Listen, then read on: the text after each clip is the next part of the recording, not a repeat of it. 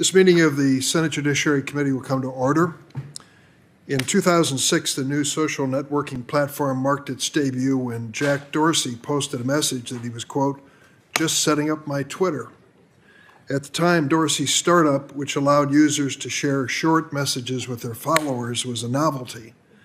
But in the coming years, it would become increasingly an important source of news and social discourse as it gathered millions of users around the world. Twitter now plays an outsized role in politics, culture, and even in democracy itself. As Twitter has grown, so have the risks posed by bad actors looking to exploit its opportunities and the data it holds. In July 2020, two teenagers hacked into the accounts of Twitter employees, gaining access to a number of high-profile accounts, including now President Biden and former President Obama. Those two teenagers then sent a series of tweets from the accounts and scammed Twitter users out of more than $100,000 in Bitcoin. In response, then CEO of Twitter, Dorsey, turned to a trusted name in the world of cybersecurity to lead an overhaul of Twitter's security practices. And for more than a year, that's what this individual tried to do until he was terminated by Twitter and their new CEO this past January. Last month, this individual released a whistleblower disclosure detailing a number of alarming allegations about Twitter's security practices. Without objection, his disclosure will be entered into the record. That whistleblower's name is Peter Zatko, or as he's more commonly known, Mudge. Mudge, thank you for joining us. You are here pursuant to a subpoena, not because you were opposed to appearing before the committee, but so the public can hear the details of your disclosure. You've alleged a number of security flaws and weaknesses within Twitter, flaws that may pose a direct threat to the safety and privacy of Twitter's hundreds of millions of users, as well as America's national security. The story actually began in 2011 when the FTC, the Federal Trade Commission, first concluded that Twitter was playing fast and loose with user data. They found that Twitter had, quote, deceived customers and put their privacy at risk by failing to safeguard their personal information. The company was ordered by the FTC to, quote, protect the security, privacy, confidentiality, and integrity of user data. But you've claimed those changes have never been made. And more broadly, you allege that compared to other technology companies, Twitter's security standards remain woefully deficient. You allege that thousands of employees within the company have extraordinary access to sensitive information of Twitter's users, and that there is little oversight over how that information is assessed. Some Twitter users tuning in this morning may be asking, well, what's the big deal? When you sign up for Twitter, you knowingly hand over your email, your phone number, other information. That's how it is with most social media companies. But you expect, do we not, that these companies will take precautions to protect the personal information you give them. It's like depositing money at the bank. When you hand your money to the teller, they take it behind the counter and put it in a vault. But at Twitter, according to our witness today, the door to that vault is wide open. And that vault contains a lot more information about you than you can imagine. Twitter doesn't just have access to your tweets and email address. They also have access to all of the data necessary to directly access your device and even pinpoint your exact location. Say you're an American citizen, you're exercising your First Amendment freedom at a political protest, or maybe you're a woman seeking reproductive health care. If you're a Twitter user, it may not just be you at the protest or in that healthcare facility. Unbeknownst to you, someone else may be right there with you in your pocket or purse. Of course, many of us are comfortable with some of the programs on our phones having location data. It's helpful. But when that data isn't secure, we become vulnerable to bad actors, scam artists, stalkers, even foreign agents. To give an example, earlier this year, a Saudi national who worked for Twitter was convicted by a federal jury for stealing the personal data of dissidents who criticized the Saudi regime and handing the data over to the Saudi government. This is a matter of life and death, as we know, for these dissidents, as the butchering of Jamal Khashoggi made clear. There's also the matter of Twitter's reach. It was one of the largest megaphones that world leaders ever had at their disposal. We've already seen what can happen when small-time hackers break into Twitter accounts belonging to government officials. But what if? What if next time it isn't two teenagers trying to pull a crypto scam? Imagine if it's a malicious hacker or a hostile foreign government breaking into the president's Twitter account, or sending out false information claiming there was a terrorist attack on one of our citizens. We could see widespread panic. The bottom line is this: Twitter is an immensely powerful platform that cannot afford gaping security vulnerabilities. Today, we have a chance to engage in a good faith, bipartisan discussion to ask what needs to be done. A final point. Politicians on both sides of the aisle have criticized Twitter.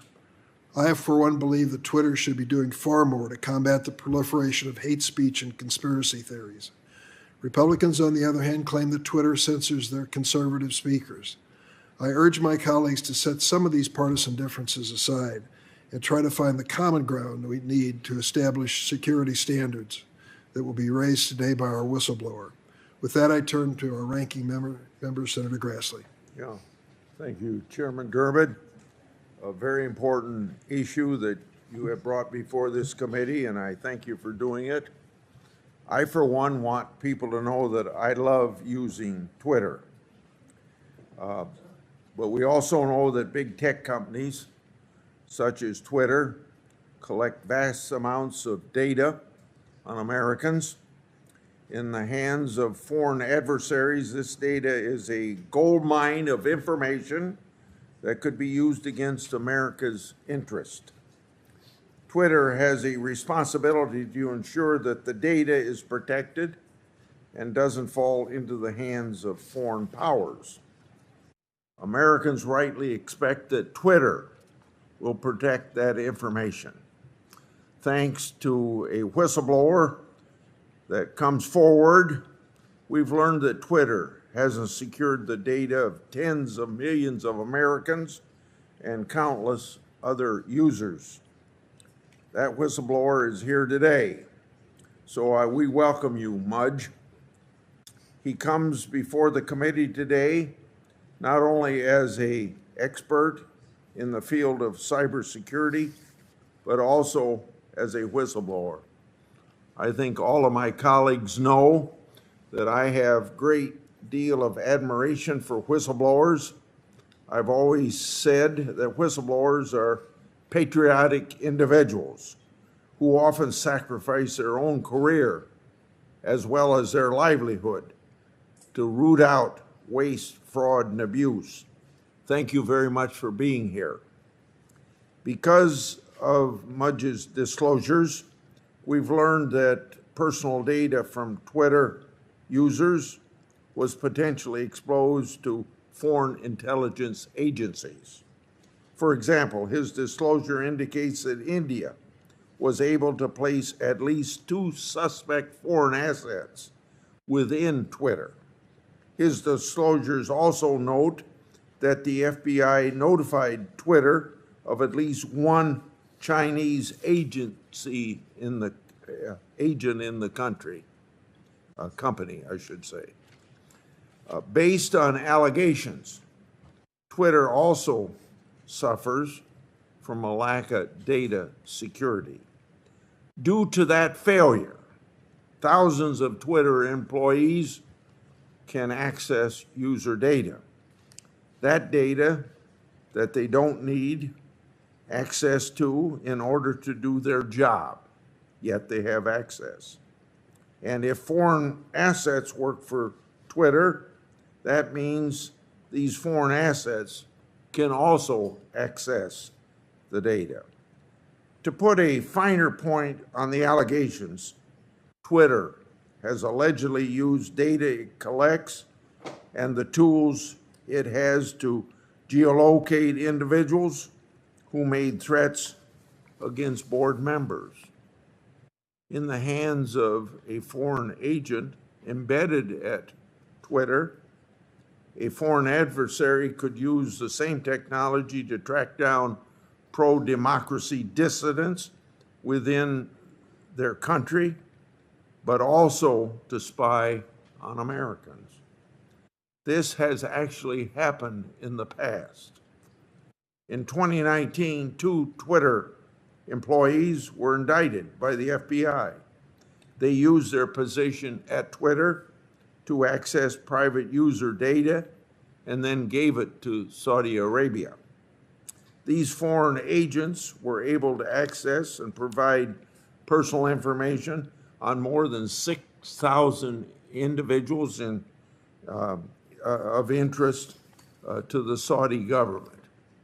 Simply put, the whistleblower disclosures paint a very disturbing picture of a company that's solely focused on profit at any expense, including at the expense of safety and security of its users. Additionally, it's been alleged that Twitter knowingly violated a consent decree that it entered into with the Federal Trade Commission 2011. That consent decree required Twitter to address their access control failures. However, instead of complying with the consent decree and fixing these very serious security matters, it alleged that Twitter executives, specifically CEO Agrawal, intentionally misled Twitter's board of directors. So, I'm concerned that for almost 10 years, the Federal Trade Commission didn't know or didn't take strong enough action to ensure Twitter complied with the consent decree. This is a consent decree that was intended to protect Twitter users' personal information. As Congress considers federal data privacy legislation, I think it's very important that we draw on these revelations about how Twitter views its obligations with federal regulators.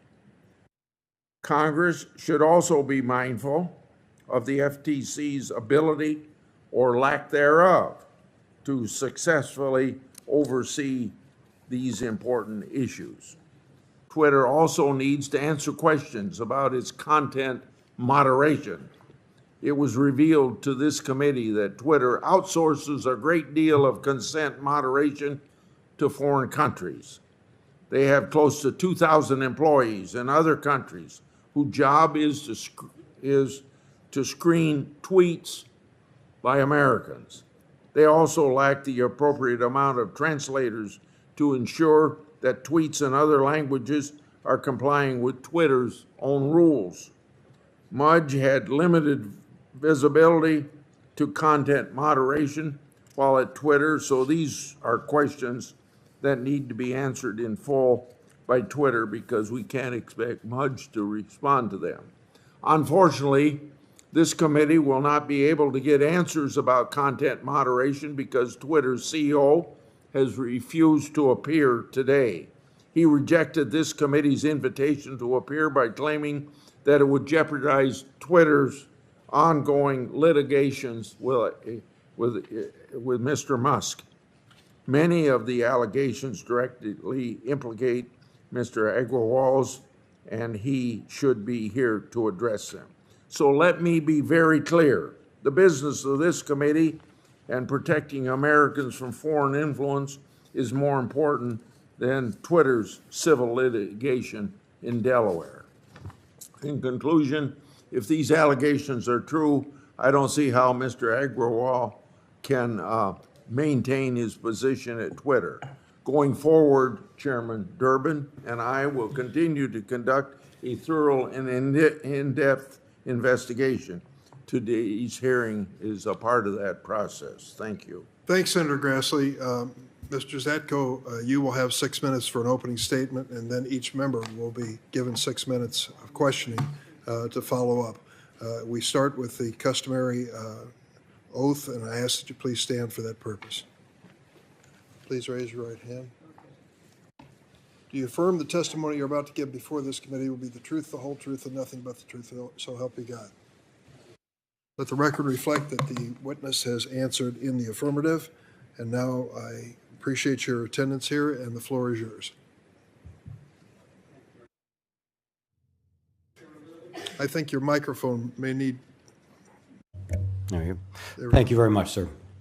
Chairman Durbin, Ranking Member Grassley, members of the committee, I appear before you today to answer questions about information I submitted in written disclosures about cybersecurity concerns I observed while working at Twitter. My name is Peter Zatko, but I'm more often referred to by my online handle as Mudge. For 30 years, my mission has been to make the world better by making it more secure. From November 2020 until January 2022, I was a member of Twitter's executive team.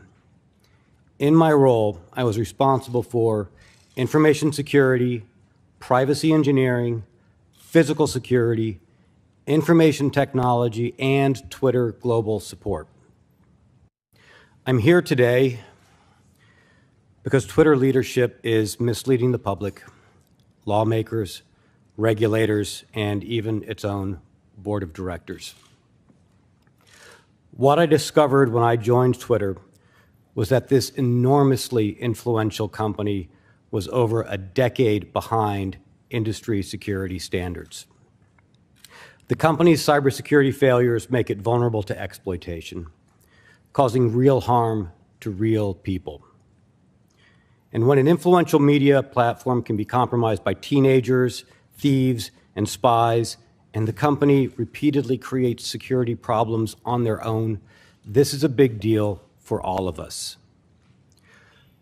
When I brought concrete evidence of these fundamental problems to the executive team and repeatedly sounded the alarm of the real risks associated with them, and these were problems brought to me by the engineers and employees of the company themselves, the executive team chose instead to mislead its board, shareholders, lawmakers, and the public instead of addressing them. This leads to two obvious questions. Why did they do that? And what were the problems and vulnerabilities identified? And that's what I'm here to talk about. So first, why did they do that? To put it bluntly, Twitter leadership ignored its engineers because key parts of leadership lacked the competency to understand the scope of the problem, but more importantly, their executive incentives led them to prioritize profits over security. Upton Sinclair famously said, "It is difficult to get a man to understand something when his salary depends on his not understanding it." This mentality is exactly what I saw at the executive level at Twitter. So what are the problems I discovered? Two basic issues. First, they don't know what data they have, where it lives, or where it came from, and so, unsurprisingly, they can't protect it. And this leads to the second problem, which is the employees then have to have too much access to too much data and to too many systems. You can think of it this way, which is it doesn't matter who has keys if you don't have any locks on the doors. And this kind of vulnerability is not in the abstract. It's not far-fetched to say that an employee inside the company could take over the accounts of all of the senators in this room. Given the real harm to users and national security, I determined it was necessary to take on the personal and professional risk to myself and to my family of becoming a whistleblower. I did not make my whistleblower disclosures out of spite or to harm Twitter. Far from that, I continue to believe in the mission of the company and root for its success.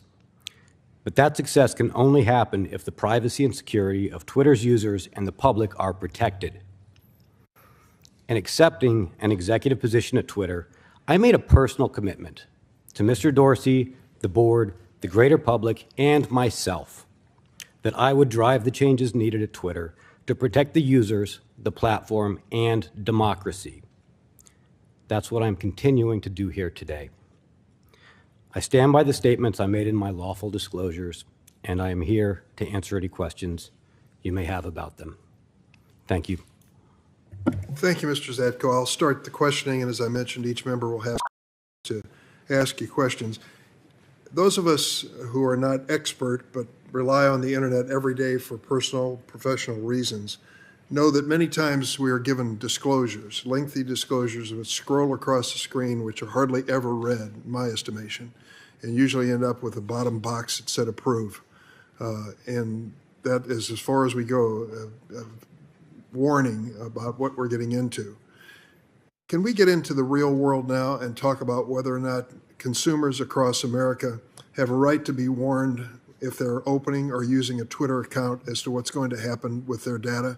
For example, if I disclose my name and my address and my email address, I expect that that may be vulnerable. Somebody could use that in some future time. You hope not, but it could happen. But what I infer from your testimony and what we've read about your findings is there's a lot more information being collected by Twitter beyond that basic information that is going to be used by them for different purposes. Is that a fact? Yes, I entirely concur. I mean, when we sign up for an account, I hope that the company is being responsible and not just saying that they are, would like the data to be used correctly and safely, but that they're actually able to quantifiably, internally, guarantee that that is the case. As far as the type of data, I believe Senator Grassley, referred to an incident. We had a user on Twitter that was harassing some members of the executive team and some members of the board. And as an example, this person, the CTO, came to me and said, Mudge, is this a real viable threat? Do I need to be worried? Who is this person? And it took me maybe 30 minutes to reach out to an employee and say, what do we know about this person? And then it only took that person maybe 10 minutes to get back to me and said, okay, here's who they are. This is the address where they live. This is where they are physically at this moment. They're on their phone. We know their phone number. We also know all of the other accounts that they've tried to set up on the system and hide. And we know who they are on the other social media platforms as well. So unbeknownst to a Twitter account user, there's access to information far beyond what you think you've disclosed that can be found. Should there be a warning? You say at one point Twitter has about 20% of its vast trove of data registered and managed, meaning the company is incapable of securing the sensitive information it collects. Tell me, that is a pretty stark statement and suggests that a warning to users is that literally anything that you disclose or use the account for is traceable and could be used for bad purpose. Yes, in this case, my concern was more that Twitter didn't even know what it was collecting. And this was one of the problems because I kept looking at why do they keep having so many security incidents, the same amount, each year after year? Why are the same percentages, from the same systemic problems? Why aren't we closing on this? What is fundamentally under the hood broken? Where is the systemic failure? And then it turned out from an internal study that the engineers did on their own because they weren't given, the cover and the time and the resources to do this as part of their job, that only about 20% of the information that they had, that they were collecting, did they know why they got it, why the person had given it to them, how it was supposed to be used, when it was supposed to be deleted, and that the remaining, I think it was 80%, I refer you to the disclosures for the specific numbers, was, hey, we know that our systems are using some of this other data, but we don't know what it is. And then a lot of the data, they just recognized, we don't even know what these are. Petabytes, huge amounts of data. And they did a sampling, and that included personally identifying information, phone numbers, addresses. So for me, the concern there is anybody with access inside Twitter, and half the company has access to the production environment that has this, could go rooting through and find this information and use it for their own purposes. So if 80% of the data that is being collected is in fact registered, or not registered and managed, and the one with the Twitter account person is vulnerable in that regard. I wouldn't exactly give a passing grade to Twitter when it comes to the security of information that they've gathered. Now let me ask you on the other side of the ledger. Would you grade as well the government agencies that have some responsibility to make sure that the American consumer's privacy and security is protected? For example, the Federal Trade Commission, Securities and Exchange Commission, and others. So that was something that that came to mind as well. I said, we've had a 2011 consent decree. This is over a decade. How have we been passing this, especially since there were at least 2 more times where there were violations for the exact same problem, the misuse of email data that was collected for security purposes, but then turned around and used for marketing, which was a violation of the assumption of why you were providing them the data. How come we keep making these same mistakes? What is the FTC missing, or what is it that we are telling the FTC as Twitter that is incorrect? And I think honestly, I think the FTC is a little, over their head. They've compared to the size of the big tech companies and the challenge they have against them, they're left letting companies grade their own homework. And I think that's one of the big challenges. I'm running out of time, and I'll just say that I think that the area of great concern as well is the access of foreign governments and foreign agencies to the same data. Americans signing up for Twitter have no idea that they are at least vulnerable to that possibility, and we know that the conviction of individuals in Saudi Arabia or for dealing with the Saudi government is proof positive of that possibility. Thank you very much. Senator Grassley? Yeah, I'm going to take off where the chairman just left off. The communist Chinese government bans Twitter, yet companies based in China advertise on the platform. When a user clicks on such an advertisement, they've presumably redirected to a website controlled by the Chinese government, which can collect vast amounts of data and track their location. With respect to pro-democracy Chinese citizens, is Twitter endangering their lives by allowing China to advertise on the platform? I think that's a very valid concern, sir. And that was a concern that was raised to me by the employees inside Twitter, who were disturbed that in a country where the service was not allowed to be used and provide a voice to the public, but that money was being accepted from organizations that may or may not be associated with the Chinese government. And I believe there was a Reuters article just a day or so ago saying that they did identify that there were governments related to China advertising on the platform, possibly in violation of Twitter's own policies. The executive in charge of sales very shortly after I joined said, Mudge, this is a big internal conundrum because we're making too much money from these sales. We're not going to stop.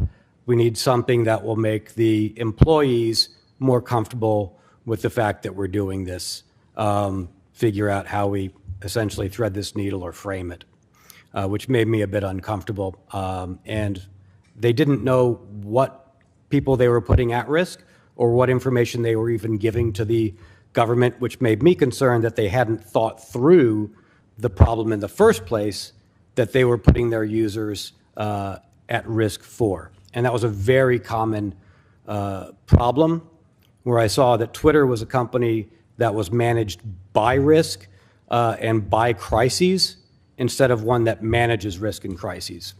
It was very it would react to problems too late. I think you just answered this question, but I want to ask it and see if you've said all you want to on the subject. While at Twitter, you raised concerns with their policy allowing Chinese advertisement. What was Twitter's response? In a nutshell, it was, we're already in bed. It would be problematic if we lost that revenue stream, so figure out a way to make people comfortable with it. Okay. According to your disclosure, thousands of Twitter employees have access to Twitter user data and internal systems. That includes nearly 4,000 engineers, which is half of Twitter's workforce. However, you've stated that they don't need that kind of widespread access to perform their job duties. Based on Twitter's reported lack of data security, what kind of access would foreign agents have, and what kind of data would they be able to obtain? In your answer, please explain why this is a problem and how it could impact U.S. national security. Yes, sir. Let me break that down into two parts of an answer. So Twitter has engineers and non-engineers. Twitter does not have, at least when I was there, which was up until January of 2022, does not have a testing environment or a development or staging environment. This is an oddity. This is an exception to the norm. Most companies will have a place where you test your software, where you build it, where you make sure it's working the way you want it to. Think about somebody building an airplane and saying, like, I'm going to put it in a wind tunnel. I'm going to build it in an environment. I'm not going to put passengers on it, put it in the air, and then figure out how to build it or tweak the engines at that point. Twitter just has the production environment, the running systems, the live data. When you become an engineer, which is half of the company are engineers, you are by default given some access to this live production environment.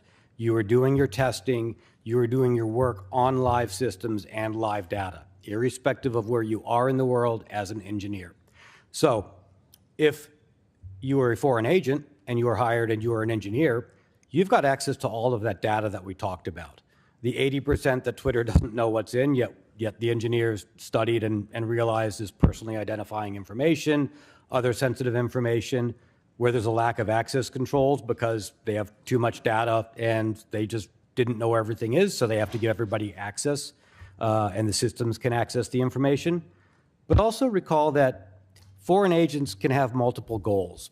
And sometimes it's not just the engineers or the technical access that they want, but it might be information about the plans of Twitter, what plans Twitter has to potentially censor information in a government or concede to a government's request, or what plans they have for expansion in a particular environment.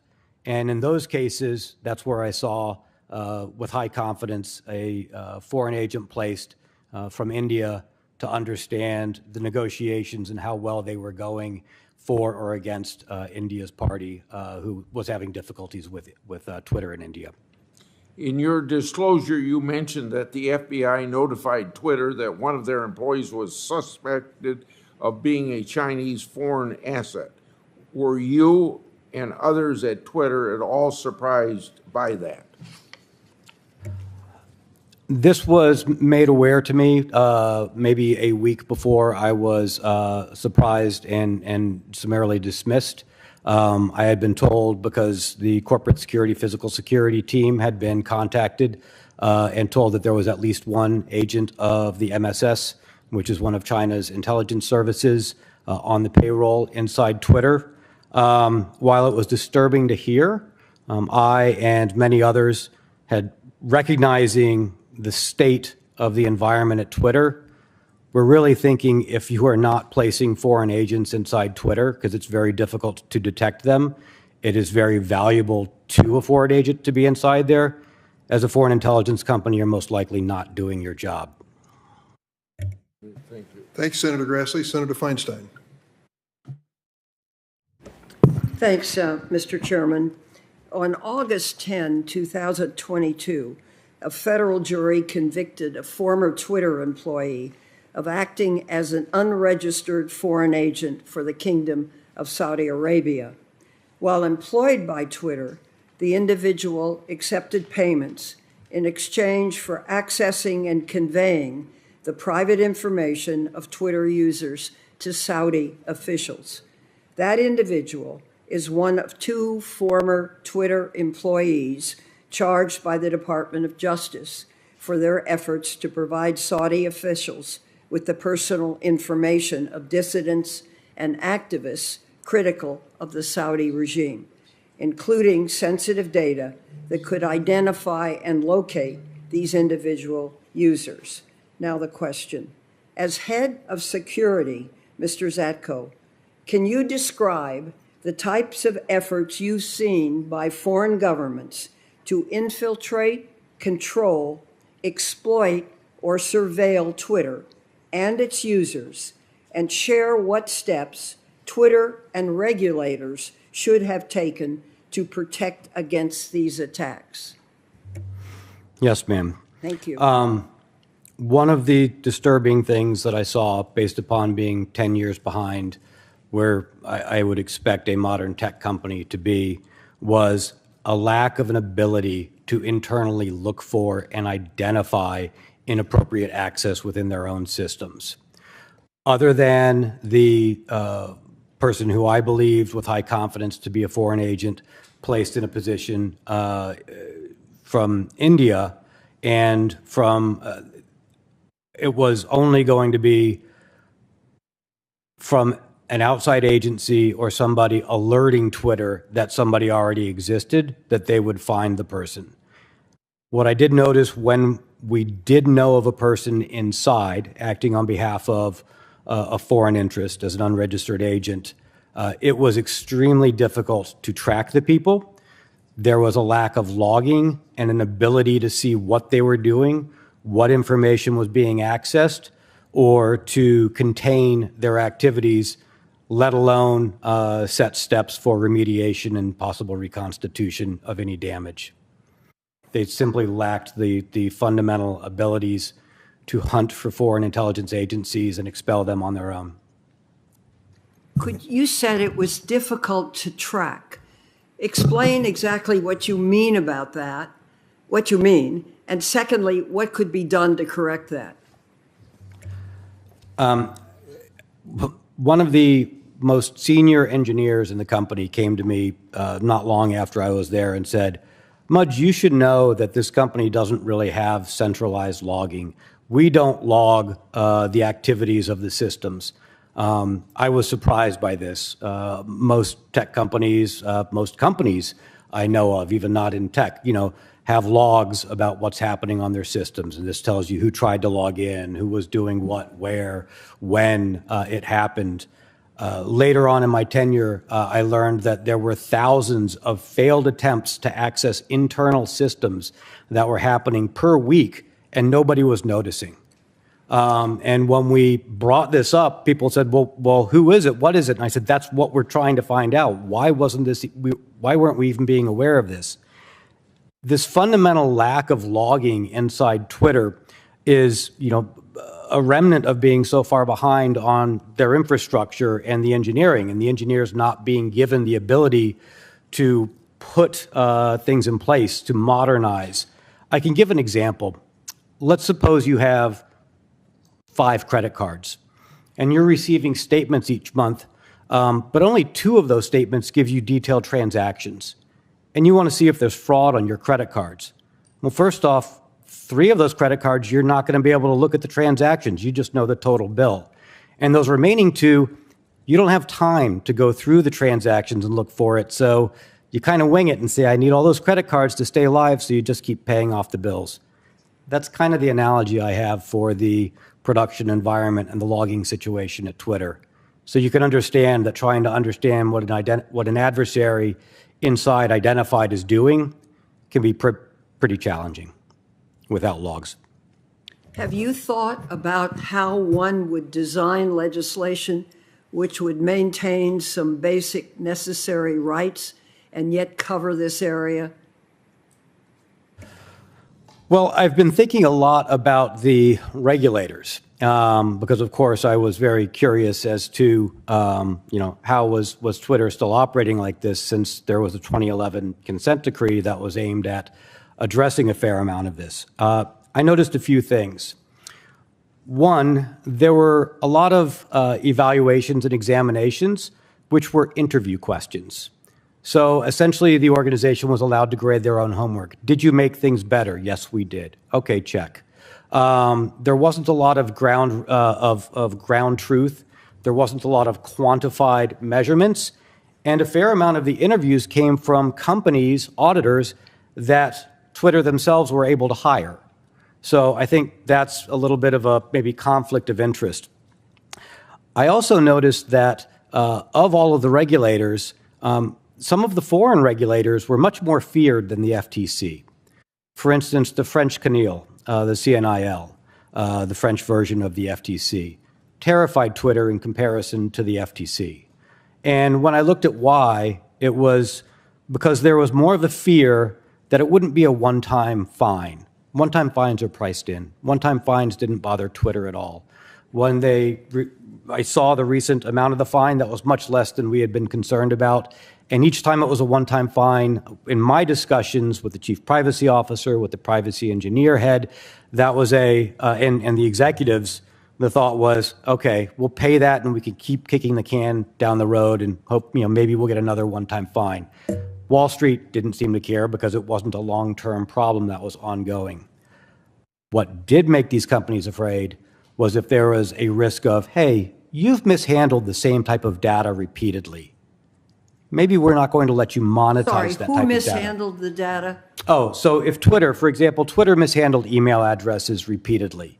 And a concern was if the FTC were to come in and tell us that we're not allowed to monetize email addresses because of our continued inability to handle them correctly, well, then we might not be on fair footings with our competitors, and that scared them and made them move. I believe something like that did happen to Facebook, which has been used as a sort of cautionary tale inside organizations. So I think the regulators have tools that do work, but they're not able to see which tools in their tool belt are the ones actually working, and they're using the one-time fines that the companies aren't really afraid of. Thank you, Senator Feinstein. Senator Lee? Thank you very much, Mr. Chairman. Mr. Zatko, thanks for being here. In your disclosures, you include information that Twitter's head of privacy engineering and the chief privacy officer reported the following to the board of directors toward the end of 2021. This is a quote. Every new employee has access to data they do not need to have access to for the purpose of their role. And also added that until Twitter could reach the point where it could implement a system to manage access to data, they were, quote, at risk of inappropriate access or use of data.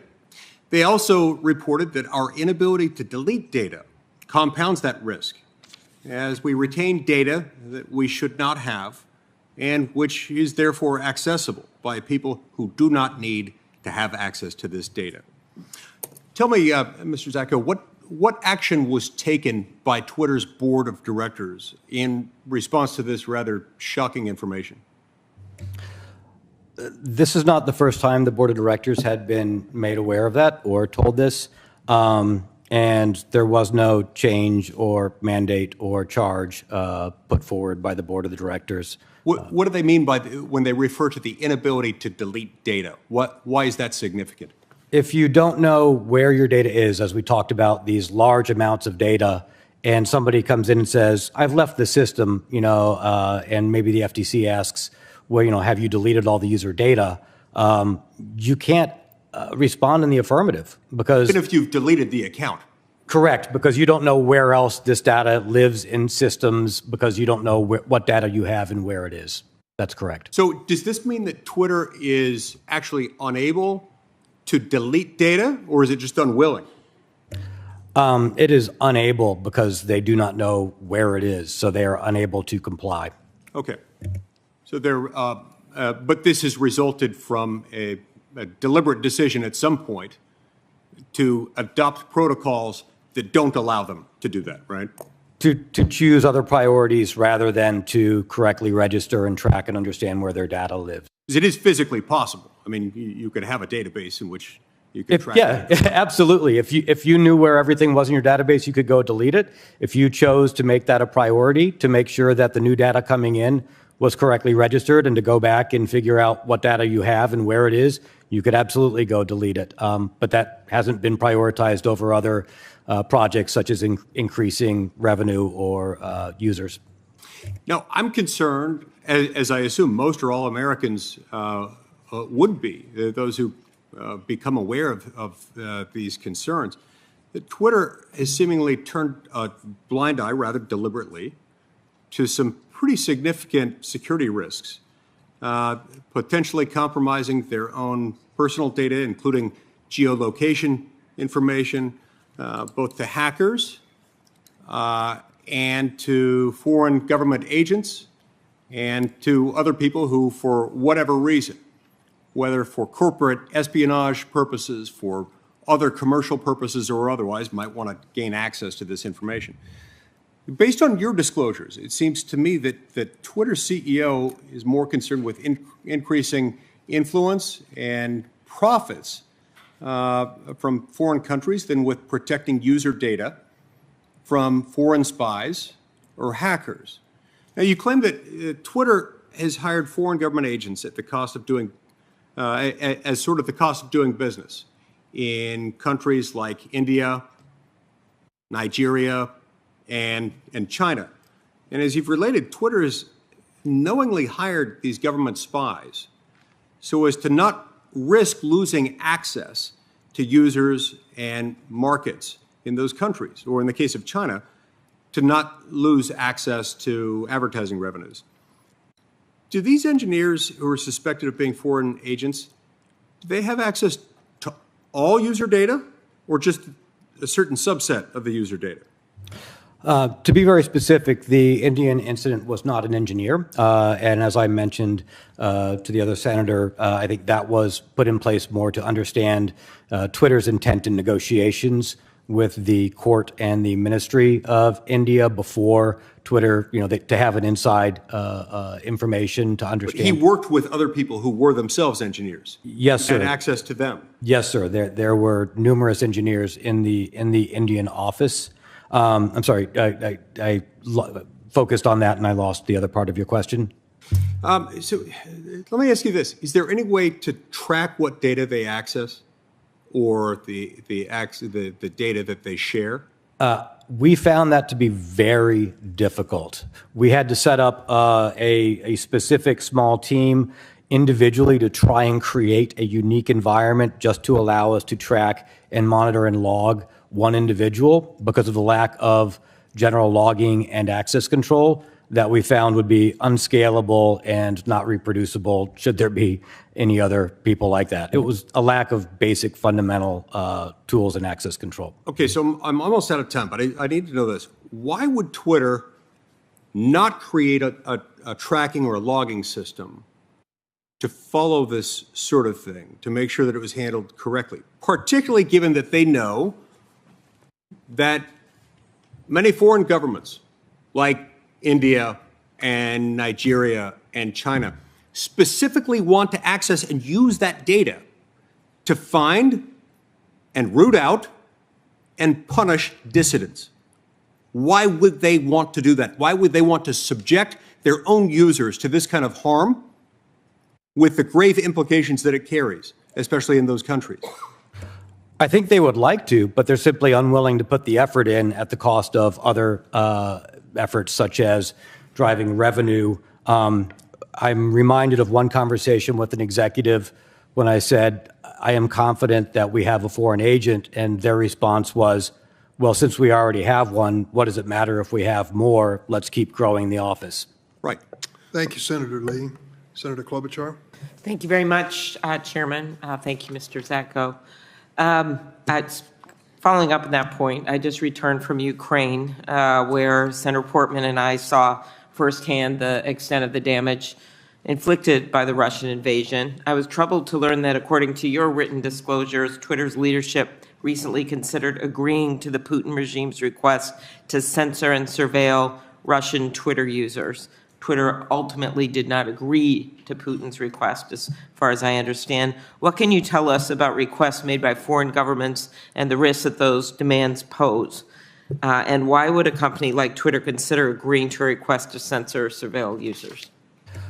I was very surprised and shocked by that one-on-one conversation which I had with Mr. Agrawal. This was prior to his assuming the CEO role. I understand to be it out of a frustration of the inability to perform, and this kind of goes into content moderation, which we talked about before, and while that wasn't my main ballywick, and I've been informed I shouldn't go into details about conversations I've had with Twitter counsel, there was we don't really have the ability and tools to do things correctly. This is a lot of work. It's not, driving our main executive incentive goals. Is there a way that we can simply punt? And since they have elections, doesn't that make them a democracy? Thank you. I am a big believer that these companies, and not just Twitter, have to invest more in protecting data and protecting the public. And I heard Senator Durbin talk to you about the agencies, right? And you, I think, agree with me that the agencies in the U.S. are underfunded when it comes to taking on these major cases. But I want to turn to ourselves and put the mirror back on ourselves here in Congress. Do you think it would be helpful if we pass some privacy legislation in Congress? I think one thing that would be very helpful is that the FTC and other regulators don't have laws or rules that would create whistleblower protection programs for people while they were still in these organizations. And I think that's where, I mean, I learned a lot of information. A lot of people wanted to share the information. When I came on board, they were excited that there was an executive that was listening and that was willing to ruffle feathers, that was willing to fight for some of these things because they had tried to raise them. Yeah, I understand. think, yes. Okay. Are you aware that Senator Grassley and I actually passed a bill to change the merger fees that passed through this committee, unanimously passed through the Senate? It's now sitting somewhere in purgatory over in the House, that would allow us to fund the FTC. So maybe they would be as scary as France or some other country, and that we have been unable to pass that, or actually, despite this probably being our 50th hearing between, I'm looking at Senator Blackburn, between Commerce and Judiciary, we have not passed one bill out of the U.S. Senate when it comes to competition, when it comes to privacy, when it comes to better funding the agencies, when it comes to the protection of kids that Senator Blumenthal and Senator Blackburn have worked on. And so at some point, when we talk about the agencies, I think we better be putting the mirror on ourselves, because I was listening to your quote from Sinclair Lewis, a Minnesotan. It is difficult to get someone to understand something when his salary depends on him not understanding it. Could you talk about the lack of action in Congress and how that has actually created an environment where these companies feel like they can do everything from destroying our newspapers and our public good to basically not taking correct actions when it comes to hacking?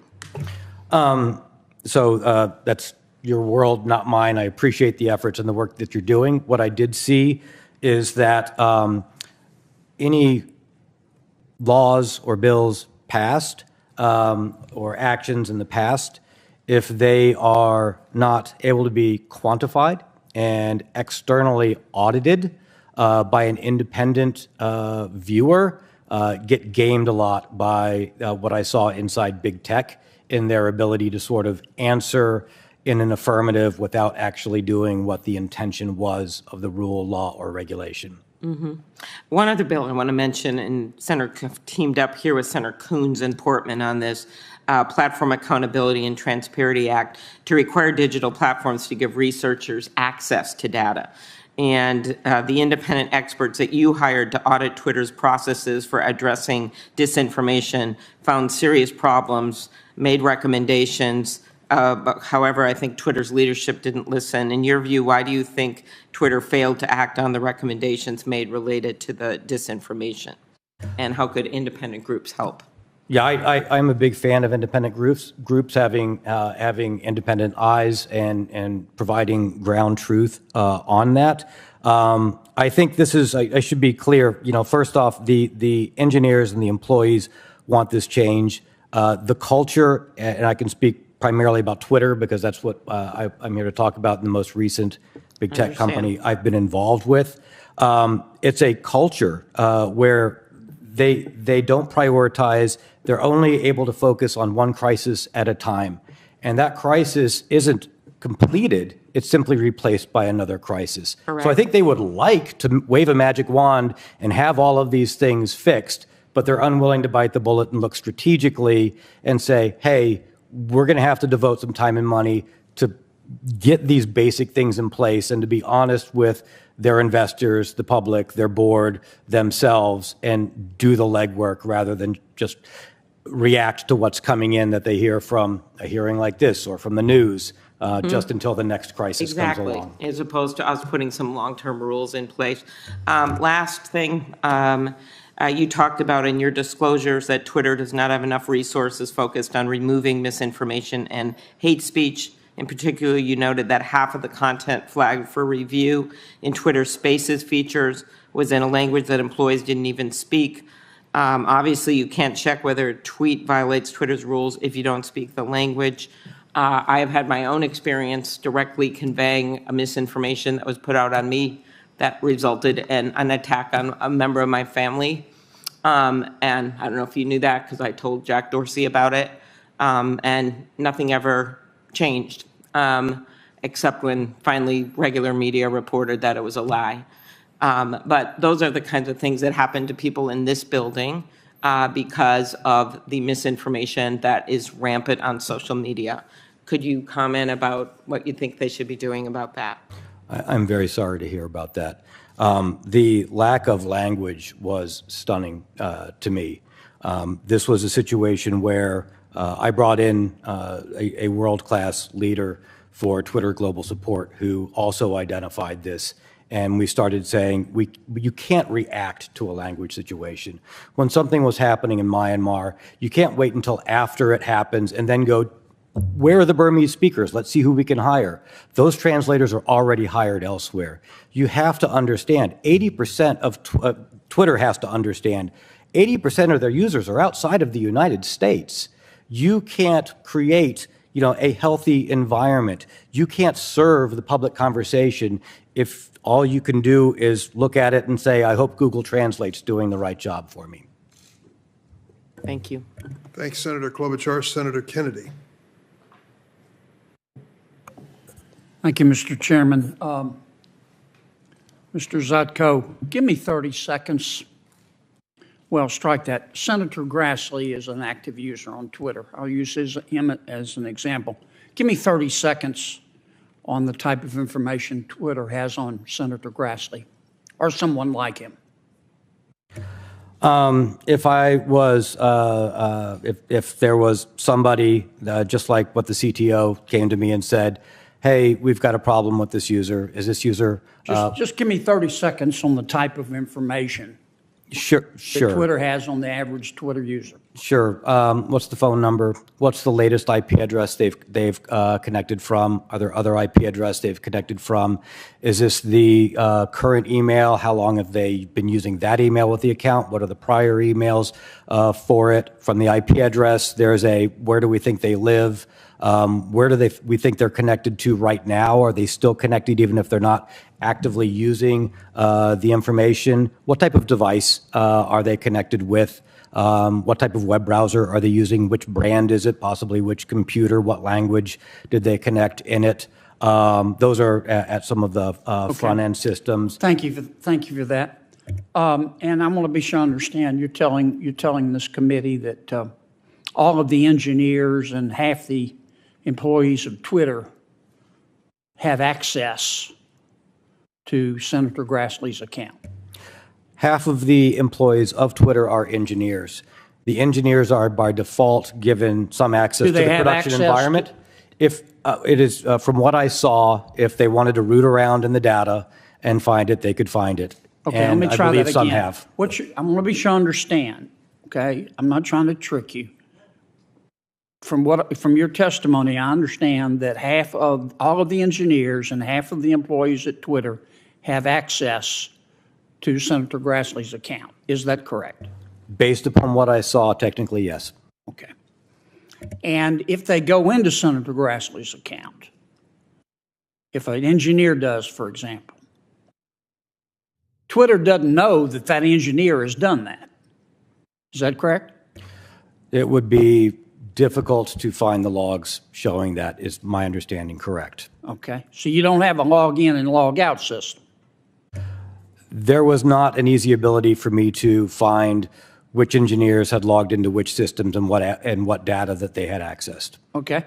So this engineer who can secretly go into Senator Grassley's account and get all this information, Twitter has no idea what the hell that engineer is going to do with that information, does it? Under the hood, no. Okay. So that engineer at Twitter could sell it, for example, couldn't he? I'm sorry, could what? Could sell it. Could sell access. I've seen numerous accounts on underground forums offering to sell such access, whether those are valid or not, but I've seen the offers to sell access to accounts, to delete accounts, to unban accounts. Or that engineer could just call one of his buddies and say, hey, you don't like Senator Grassley. Let me give you some information here, and you may want to use it against him. Could that engineer do that? With the access they have to Would the Twitter underlying know data? that the engineer had done that? Not necessarily. Okay. Now, did Mr. Dorsey know all this? I did explain this to Mr. Dorsey. My understanding is he did not understand this prior to bringing me in, and that was one of the reasons that he wanted Does he me to come understand it in. now? I believe after seeing How this about hearing. your CEO? Does he understand this? I believe since he has been there for 10 years and rose up through the ranks in engineering, and he has talked to the engineers, and they have told them. Yes. I believe yes. I believe How yes. about Mr. Brett Taylor from Salesforce? He's the chairman of your board. Does he know all this? He knows what I put in my reports. I do not know whether he understands it. All right, you've got an executive from MasterCard, Mimi, I'm going to probably mispronounce the last name, Ali Mayu from MasterCard. Does this board member know that? I do not know if she knows that. Well, is this the kind of thing that a reasonable board member would inquire about? I would think so, but I've also seen that what was presented to the board was not representative. During your time there, did the board ever ask? The board did not ask these directly. No. Even after all these problems with foreign agents? Not when I was there during the board meetings. They I just did not sat hear there? that. They focused on other topics and other Yeah, priorities. right. Dr. Lee, he's a professor at Stanford. Does he know all this?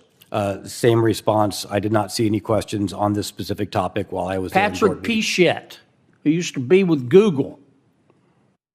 Same response, sir. All right. Patrick Pichette? Sorry. Pichette. Yeah, Patrick Pichette was the one who, when I brought up this instance, he hit the roof. He was very upset. Did he said, "This is Did he fix unstandard." it? No, he asked for follow-on information. And why hadn't Twitter fixed this? There were other priorities. It's about the money, isn't it? It's about whatever crisis and the other To priorities. fix correct. this would cost them money, wouldn't it?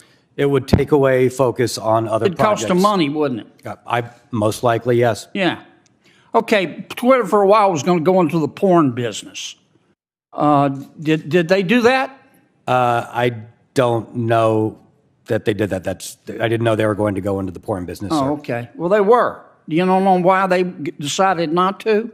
I do know that there were discussions about content, about age-related information, and the discussions internally that I heard were simply concerns about lack of tools to correctly regulate or constrain it. So it wasn't a moral issue. It was they didn't. Why didn't they go in the porn business? I do not know. Okay. Sounded like you knew a little bit about it. Last question. I'll ask it quickly, Mr. Chairman. Who sets the standards for censorship at Twitter? I believe that comes out of council. Your lawyer? I believe so, sir. And do they talk with the board about it? I have been advised out of an abundance of caution that I shouldn't comment on any Twitter council conversations for AC Priv that Twitter might assert. Thank you, Mr. Chairman. Thank you, Senator Kennedy. Senator Blumenthal. Thanks, Mr. Chairman. Thank you and Senator Grassley for holding this hearing, and thank you, Mr. Zatko, for your being here. Your extraordinarily insightful and significant testimony here today at substantial professional and personal risk, which is the tradition of whistleblowers, and your cooperation with me and my staff off the record in providing details that are important to our understanding, and the more of it that's made public, I think, the better. Would you agree with me that Twitter has put its users' health and safety severely at risk? Yes, sir. And it's put the national security severely at risk? Yes, sir. That was And part its of my management disclosure. has misled its own board of directors. Yes, sir. And in that event, the management ought to be certainly restructured, shifted, changed, correct? Yes, sir. that kind of structural reform is necessary to achieve changes within the company. That is my belief. You've also said that this company has misrepresented facts to government agencies, most especially the FTC. That's correct, isn't it? Yes, that is correct, sir. And I think you shared in your complaint that Twitter management was intending to mislead as well French and Irish regulators about compliance with the consent decree, correct? Yes, sir, that's correct. How high in the Twitter management would you say that intent to mislead and, in effect, deceive government agencies went? To the CEO, I do not know to what level inside the board. They did not know because of misrepresentation or chose not to push. The misleading of government agencies is one of the reasons why stronger action hasn't been taken, That could very well be, sir. but it also, in effect, is the result of a lack of vigor in law enforcement, whether because of inadequate resources or a failure of will. That could be as well, sir. In fact, the most recent settlement with Twitter, which was a payment of $150 million earlier this year, the FTC and Department of Justice stated that Twitter violated the 2011 consent decree. That's no surprise. But the size of the penalty, a mere $150 million, amounts to the kind of burden on us average drivers when we pay the toll to go into Manhattan, given that its profit in the second quarter of this year was about $1.18 billion, correct? That is correct. While I was there, the concern only really was about a significantly higher amount, significantly higher, or if it would have been a more institutional restructuring risk. But that amount would have been of very little concern while I was there. To effectively address this problem, we need not only to insist on restructuring the company, but also likely restructuring, reforming, and energizing our regulatory apparatus, not only as to Twitter, but also as to other internet companies and platforms. Would you agree? Yes, I would. The intent of the regulators, I think, is the right intent, but it is not being followed or correctly adhered to. All of what you're saying, everything in your complaint, and a lot of what we've heard in this committee and in other committees leads me to think we need a new agency. As reluctant as I am to suggest a new government bureaucracy, I don't think it needs to be a government bureaucracy with a lot of new people, but it needs to be a new means of enforcement here to bring cases to the Department of Justice, focusing on privacy, security, and protecting users as well as our national security. Would you agree? I had not considered that. I will have to think about that. It is a very interesting approach. I'm not reaching any conclusions, but clearly what we're doing right now is not working. You would agree with that? Yes, what I have seen, the tools that are used out of the tool belt are not working. I do believe other tools in the tool belt do work, but the regulators aren't able to quantify and get measurements that would show them to switch to the other tools they have. What are the remedies that, for example, other countries have that enable them to better protect privacy? Some are simply much more aggressive and do not accept answers at face value, put very strict time constraints on requiring answers, require data to back up the answers, and threaten to preclude monetizing entire markets, such as maybe you won't be allowed to monetize in France, or maybe you won't be allowed to use a particular data source in France, and you have a week to respond sort of approach. And let me just finish on that note. to expand on the Upton-Sinclair theory of the case here, essentially, users and their information are Twitter's product.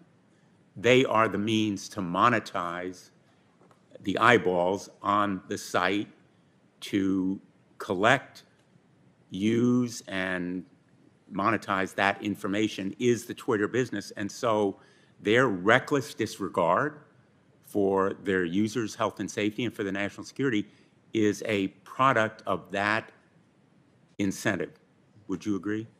Yes, sir. And that's why I understand the M in MDAO to be monetizable daily average users. Thank you, Senator Blumenthal. Senator Blackburn? Thank you, Mr. Chairman. Thank you for joining us today. I'm a mother and a grandmother, and I want to talk with you about this process Twitter has gone through. They tried to start a new subscription-based adult entertainment section. Are you familiar with that? No, ma'am, I'm not. You're not, okay. Well, they had to scrap the plans because an internal team found that they had too much child and non-consensual pornography that was on their site already. Are you aware of that? No, ma'am, unfortunately, it does not surprise me. Okay. Well, there's a federal court case right now against Twitter because the site repeatedly refused to take down tweets of children as young as 13 and 14 performing sex acts in photographs and in videos. And these were posted by sex traffickers who were impersonating a teenage female. So my question is, why? For what reason would Twitter refuse to take down this sexually explicit content if it knew that it was affecting underage children? Why would they leave this up? And why would they refuse to take this down? From what I saw on the area of adult content, because that was brought up, and the concern was certain advertisers didn't want adult content to appear next to ads they were putting, and that was a concern inside the company. The lack of They had a monetary concern, but not a moral concern? There was a, I can't speak to the morals of the people internally, but there was a concern whether or not they could even correctly identify and get ahead of this because they lacked the basic tools and the resources in those teams, and it would have to be in a reaction after things were posted and maybe brought to their attention. All right, so what do they do to police this sexually explicit material, especially when it pertains to children? Unfortunately, that was not under my area, so I don't have information to talk specifically to that. Okay. So there's not a standard operating procedure to block this, to pull it down? I believe they do have, or I was told that they have some voluntary self-tagging and self-reporting of whether you're an adult content account, but I am not aware of the other processes or procedures in the company. Let me ask you about the FTC. Senator Blumenthal was just asking you about that. Did you ever participate in calls or meetings with the FTC in which you heard specific misrepresentations made by Twitter? No, ma'am, I was not in the calls. Okay, I got so you had no briefings. direct knowledge. Well, I got direct briefings from the people who were in the calls telling me what they did. All right, so it was all secondhand. Correct, from the people involved in the calls. Okay. Did the FTC come to Twitter and identify specific conduct or representations that concerned them? That would be a question that you'd have to ask the Chief Privacy Officer, who would have been the recipient of those outreach. Okay.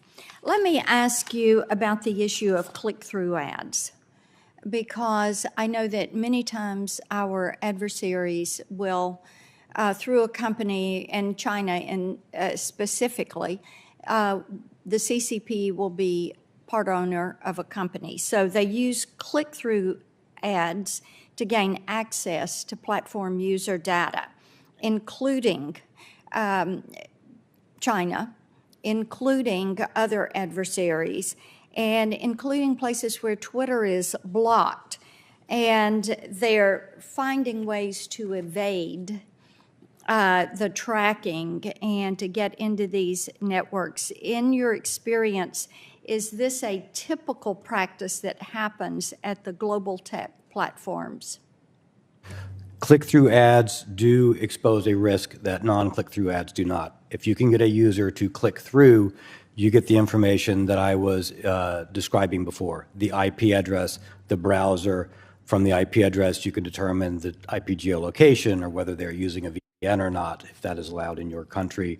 And then you can further interrogate that person's computer or get them to provide more information, maybe that they don't know they're providing directly to you, thinking it's through an ad on a service. Could this be remedied in any way? And Senator Klobuchar talked to you about this, a national privacy standard. If we had a national privacy standard, would that help to secure an individual's information online, and would it help in any way in policing these click-through ads? I think addressing in general the difference of the information or making people aware and then providing a context around when a user knows that they are providing information and what information they are providing, no longer to the service they thought they were interacting with, could definitely benefit a user. I want to ask you one thing about censorship. And during your time at Twitter, did you participate in any conversations or meetings where content moderation decisions were made based on a poster's political views? I never investigated or was or heard of decisions on that particular topic. I was focused on the crisis and fires in the areas of my domain. Thank you, Okay. Senator Blackburn. Thank you. Senator Coons?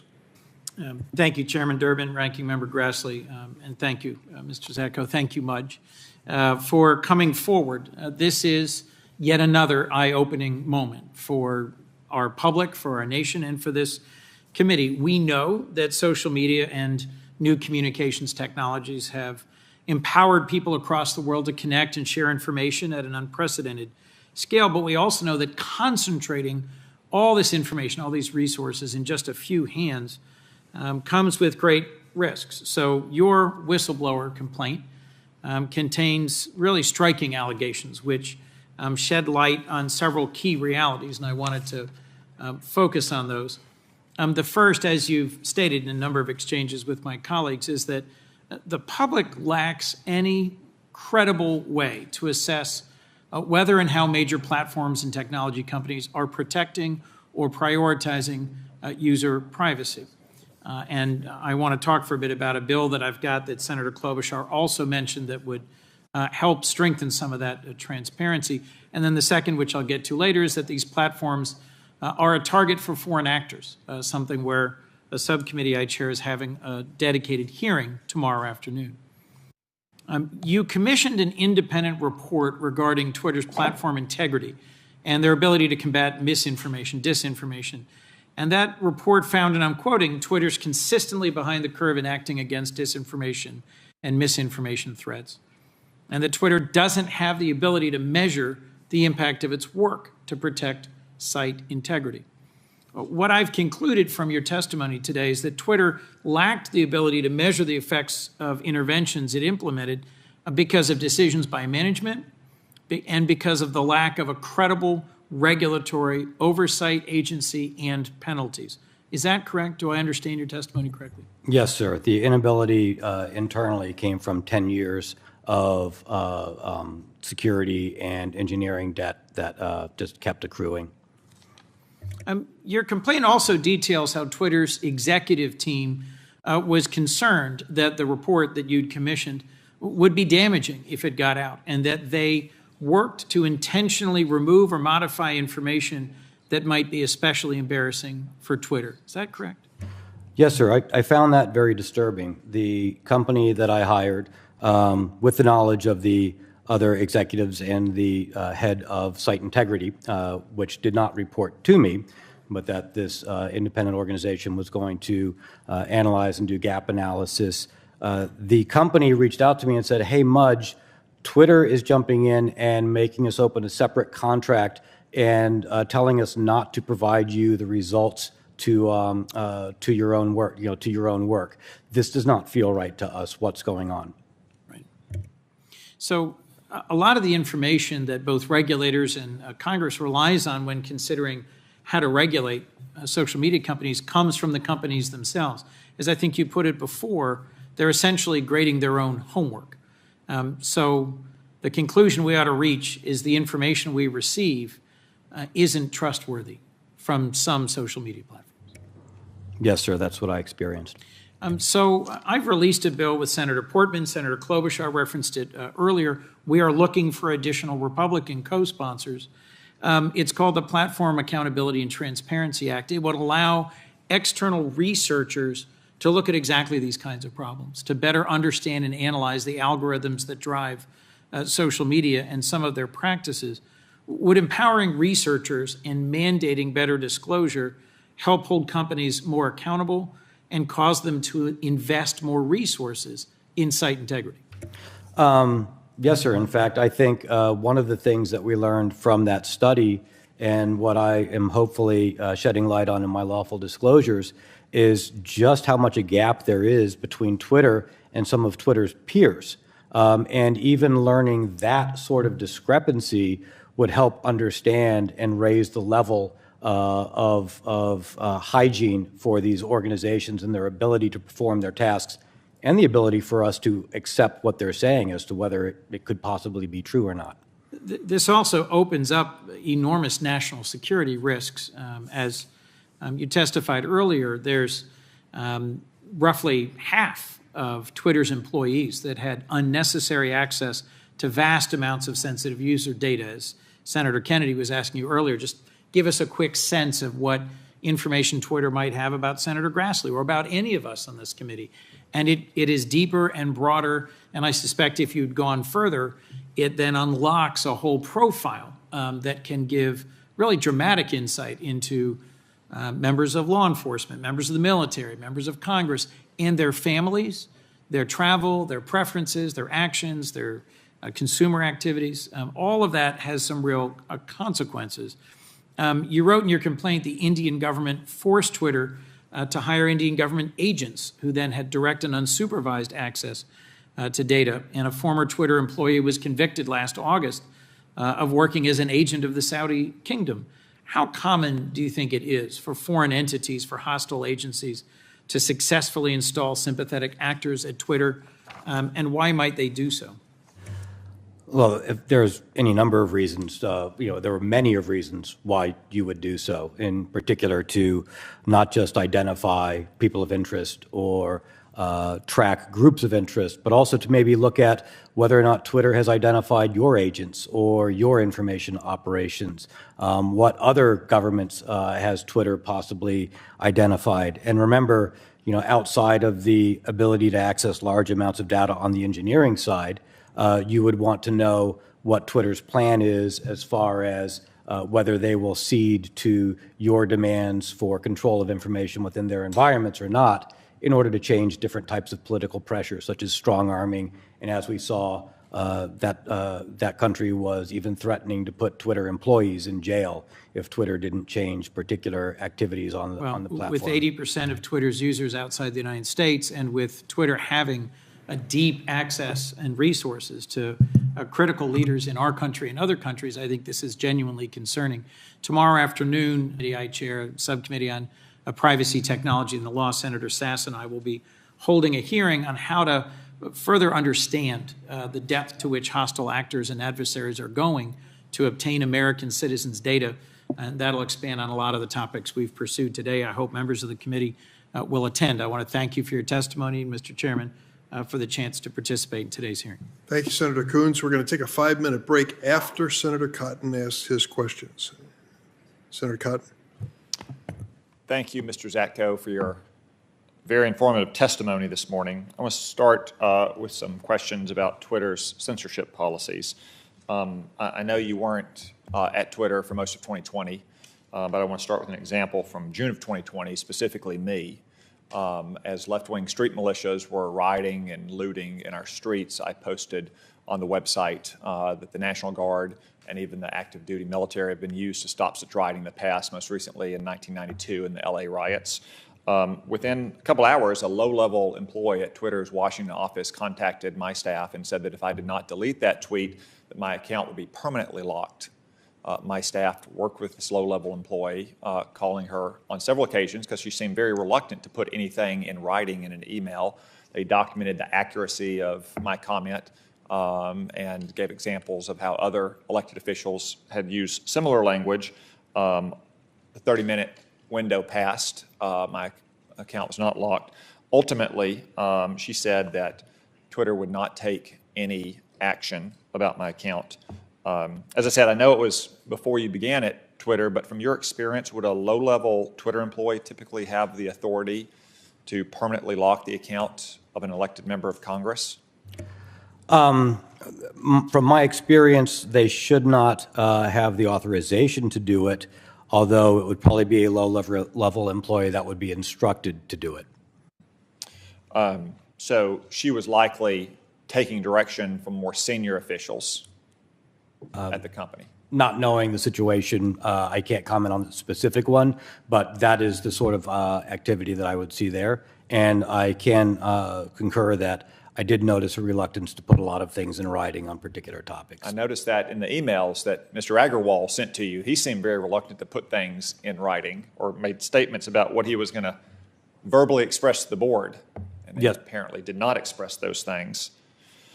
Sticking with the censorship, again, like I said, I know you weren't there in the lead up to the 2020 election, but once you arrived just a couple days after the election, you selected an outside company to do an evaluation of Twitter's censorship policies. The report that you commissioned found that Twitter's content controls are ad hoc and informal. Those are two direct quotes. And the policy decisions behind it are made mostly by a small group of Twitter staff at San Francisco, quote, frequently during a time of crisis. Is that accurate? I didn't hire them to do a report on censorship, but that was the platform manipulation organization. And yes, the cite, how you cite the report as what they found on and what that team is correct. When it says frequently in a time of crisis, what kind of crisis was the report referring to? I believe the report also said, and this is from what I experienced, if something was brought up in the media, if a government brought it up, if somehow it became publicly aware, or if there was, an ongoing outage to the system or some active disruption or crisis. Yeah, thank you for that, because the report does go on to say that according to Twitter employees interviewed, Twitter usually censors information, quote, only if it is flagged by reporters or news headlines, partners, which it means to include academic organizations and other social media companies or political officials, end quote. So does Twitter have special channels of communication with fellow social media companies like Facebook to discuss so-called misinformation? If they do, I believe that they would be ad hoc. I am not aware of official ones that would not have been within my organizations. Okay. What about other so-called partners like pharmaceutical companies or advocacy groups? I am not aware of those. Again, that would be out of council or other organizations. So saying ad hoc, you think in these cases, just say a executive at a pharmaceutical company that doesn't like what's being posted on the website, or a left-wing activist at a Washington think tank would just use pre-existing relationships to contact someone at Twitter on an ad hoc basis? I do not know. Well, how can they coordinate if they don't have some kind of channel of communication set up? In the report that was an attachment from the organization, they talked about disinformation operations, which I do believe, my understanding was that the site integrity team spoke with other organizations and with other social media companies about ongoing disinformation or platform manipulation. I do not know anything beyond what was in the report for that topic. You said something earlier I just want to come back to. This isn't an exact quote, but I want to give you a chance to elaborate a little bit. It was something along the lines of, if you don't have a foreign intelligence officer inside Twitter, you probably aren't doing a very good job as an intelligence agency. Is that close enough? Yeah, that's close enough, sir. I worked for the government. I held a high-level position I worked running research and development and programs for the Department of Defense and intelligence communities. And from my interactions with these people and these organizations, Twitter would be a gold mine. From my understanding, from people in the community who focus on foreign intelligence organizations and assets, if you placed somebody in Twitter, as I believe that, as we know has happened, it would be very difficult to Twitter to find them. They would probably be able to stay there for a long period of time and gain a significant amount of information to provide back on either targeting people or on information as to Twitter's decisions and discussions and to the direction of the company. And does that include in Twitter's U.S. offices versus overseas, or is that distinction immaterial given the way Twitter functions? I believe that's immaterial in both. Thank you. My pleasure, sir. Thank you, Senator Cotton. We're going to take a 5-minute break and return to Senator Whitehouse.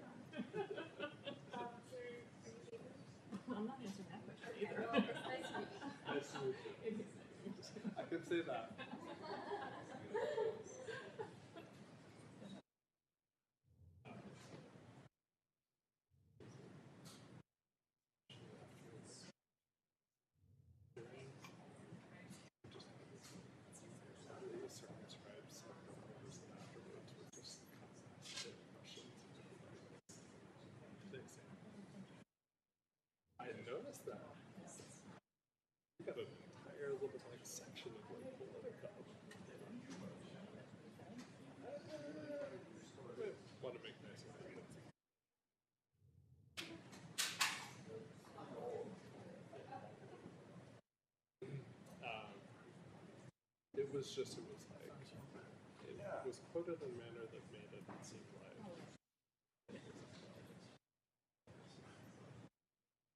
How are you otherwise? Oh, good. Crazy. Yeah. Jason.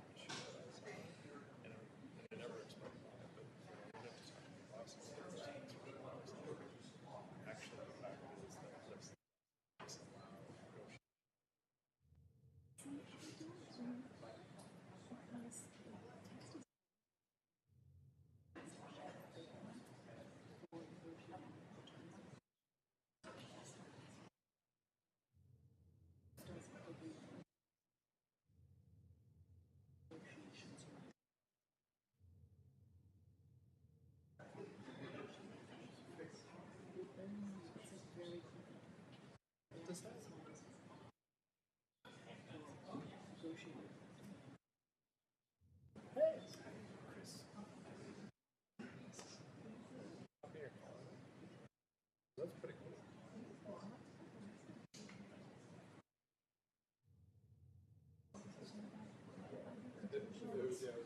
It's very tough. These are ones machines like I was gonna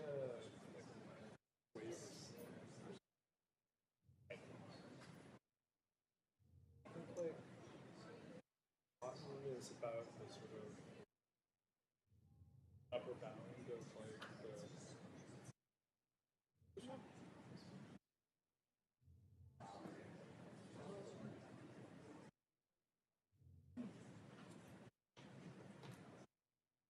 but I think that might not be bad because my boss turned by to me and was like, we covered a lot of ground with Blackbird did too. And to a certain extent, is being a little bit free. You know, like unless he's got a specific and directly legislation story, him being that sounding board is.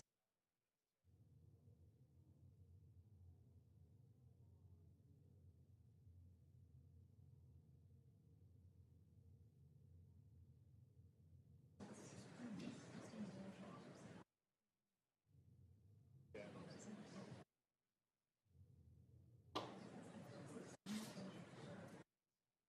No, I actually really like I'll stick with that. Persona non grata.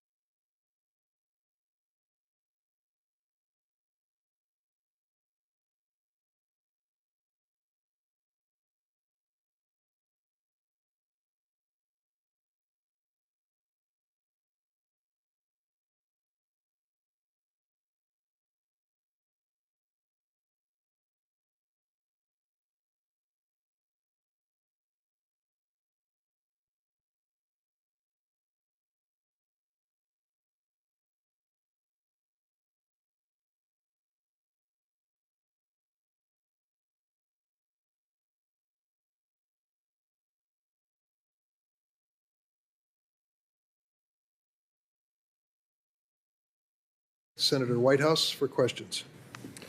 Thank you very much. Mr. Zatko, I just wanted to follow up a little bit on the repeated suggestions that you've made in your testimony that the cybersecurity vulnerabilities will expose the United States to risk and to attacks, and that Twitter's security failures threaten the country's national security. Good with that? Yes, sir. Okay. So I get hidden ad buyers. We saw the same thing with Facebook when they were taking ads with the payments denominated in rubles and not bothering to figure out that there might have been Russians behind those ads. And you've mentioned concerns about hidden Chinese ad buyers. But if we could talk a little bit more about the national security risk associated with, for instance, the unregistered Saudi foreign agent who worked at Twitter, or the pressure to hire Indian government agents. Walk us through a scenario of how an individual planted in Twitter like that could create a national security risk for the United States. And if you would, make particular reference to the fact that, at least when I use Twitter, I'm sending stuff out. It's intended to be public. So how, in that environment, can a foreign agent create national security risk of any significant nature? Yes, sir. There are several aspects to that. There's the non-public information that we have spoken about earlier today, your location, your phone number, your email address, things that aren't advertised to the world. In fact, I believe 200 million, if we want to say regular users, not necessarily from a national security standpoint. Twitter in 2020 internally assessed that they lost information on 200 million users for email addresses, phone numbers, other information like that. This is the information that you need in order to start taking over other people's accounts. With your phone number and an email address, I can hijack your phone number. I can then change your Gmail, your Coinbase, your Ameritrade, your other accounts. I can cause financial harm that way. I can then assume your identity. But more importantly, I probably want to be able to understand your whereabouts, your network, and understand, well, I'll give you an example in foreign governments, a concern, and then we can apply that to the United States. There were requests for information about members in the farmers' protest. There might be organizations or groups in the United States where, once I know your home address and your home phone number, I can approach you in real life. I can put pressure on you. I could possibly recruit you. You could be a witting or unwitting accomplice.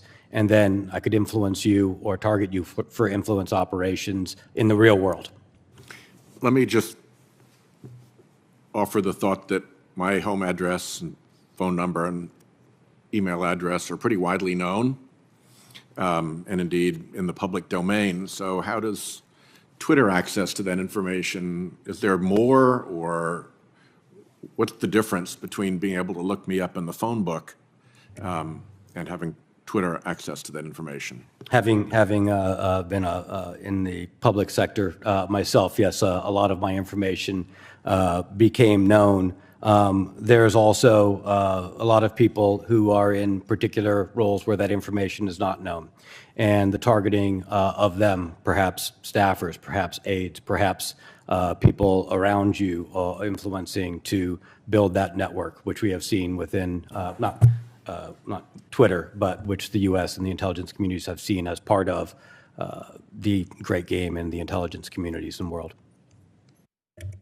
Okay, so just play that out for me a little bit more, given that so much of this information is available through other channels. What would the end game be for, let's say, a foreign government seeking to put that kind of pressure on somebody who could presumably make a difference or a decision about to the benefit of the foreign country? Perhaps identifying a relative, a family member, a colleague who is in financial issues or has other elements that can be leveraged against them to help them influence you in a particular fashion without your awareness. So you're able to, somebody would be able to create a sort of family or personal network around an individual Twitter user and extract information about folks in that network? That is one particular aspect that intelligence communities are known to do. How would that take place through the, if somebody's gotten into the Twitter system, how do they find that out?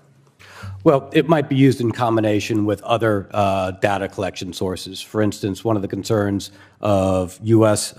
People traveling to other countries is, was there information in the OPM database? And can that information be cross-indexed against the healthcare industry databases that have been lost? Do we know that this person has a particular political bias on Twitter, and start to tie all of these things together for people of influence or access within governments or within sensitive positions? Thanks very much. My time is up. Thanks, Senator Whitehouse. Senator Graham. I'm sorry, Senator Cornyn. Mr. Zatko, I want to explore just in the next 6 minutes the kind of data that is available on American citizens that can be used for appropriate or inappropriate purposes. You're familiar with the concept of ubiquitous technical surveillance, aren't you? I can understand those words together and get the general context, I believe, sir. Yes.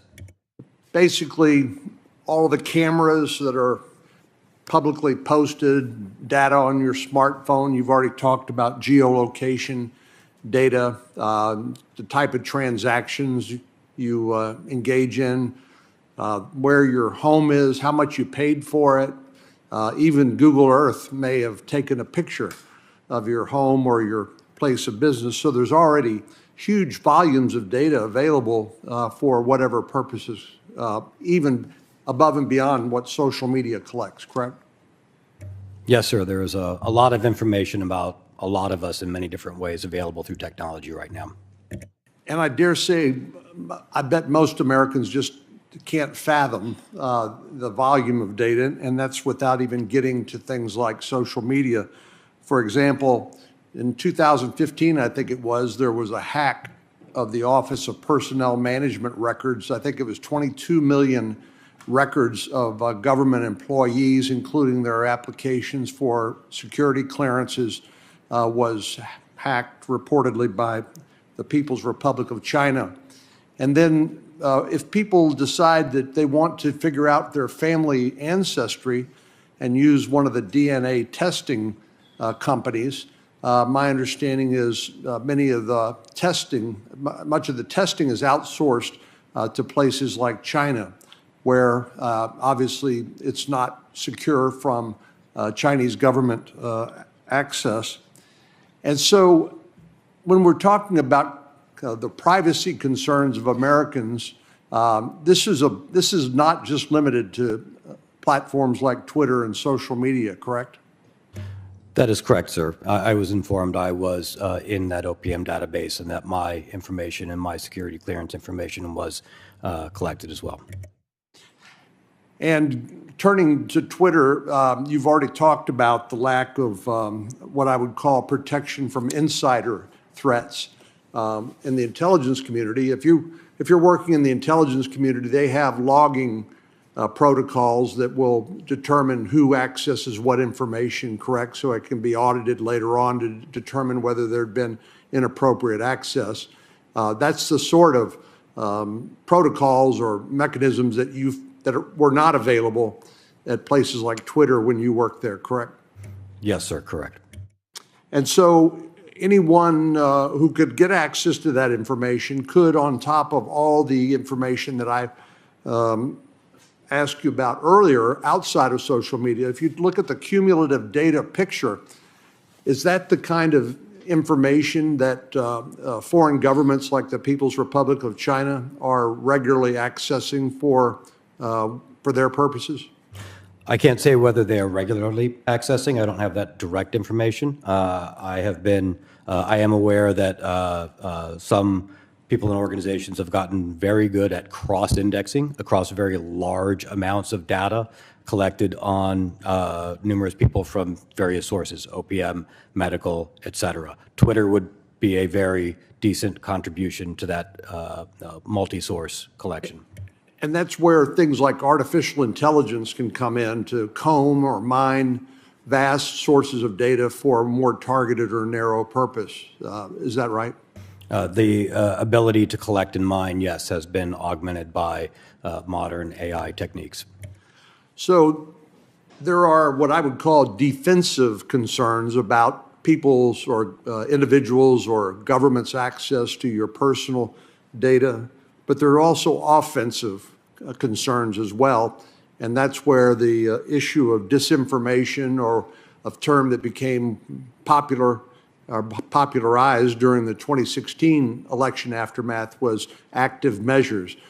These are efforts by foreign governments, perhaps foreign intelligence services, to actively create a narrative or a message that is essentially propaganda by this foreign government that can be used to try to influence American public opinion. Is that accurate? Yes, sir. Not just American, that has happened worldwide, such as Myanmar, and in 2018, Facebook acknowledging that the disinformation campaigns on their platform contributed to genocide. And as you pointed out earlier, it's not just when you're looking at the data that is available on each one of us as American citizens, for whatever purposes, for good or ill, there's also a lot of information about who we interact with, right? There's something in the intelligence community, sometimes they talk about pattern of life. Maybe you'd want to talk about a network of friends and associates, family members and the like, from which inquiring minds could obtain additional data about us. Yes, and to your point, information operations are of a concern. Twitter acknowledges that they do happen on their platform. They have disclosed numerous ones, and they are aware of others that are ongoing.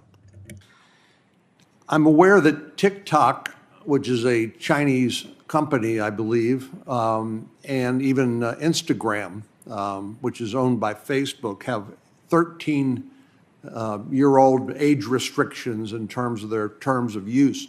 But there's no limitation on people's ability to pretend to be an adult, to pretend to be somebody that they're not, and gain access to social media accounts and to use it for whatever purpose that they wish.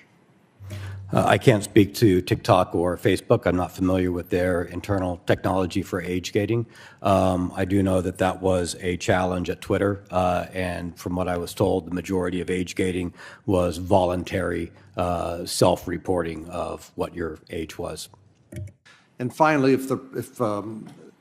can you tell me, do you have recommendations based on your 30 years of experience in terms of data security, and what sort of regulations or laws that Congress and the federal government should consider passing? We don't have time to talk about all those here today, but we'd certainly welcome any of your recommendations and insights. Do you think this needs to be an area where the federal government needs to be actively engaged?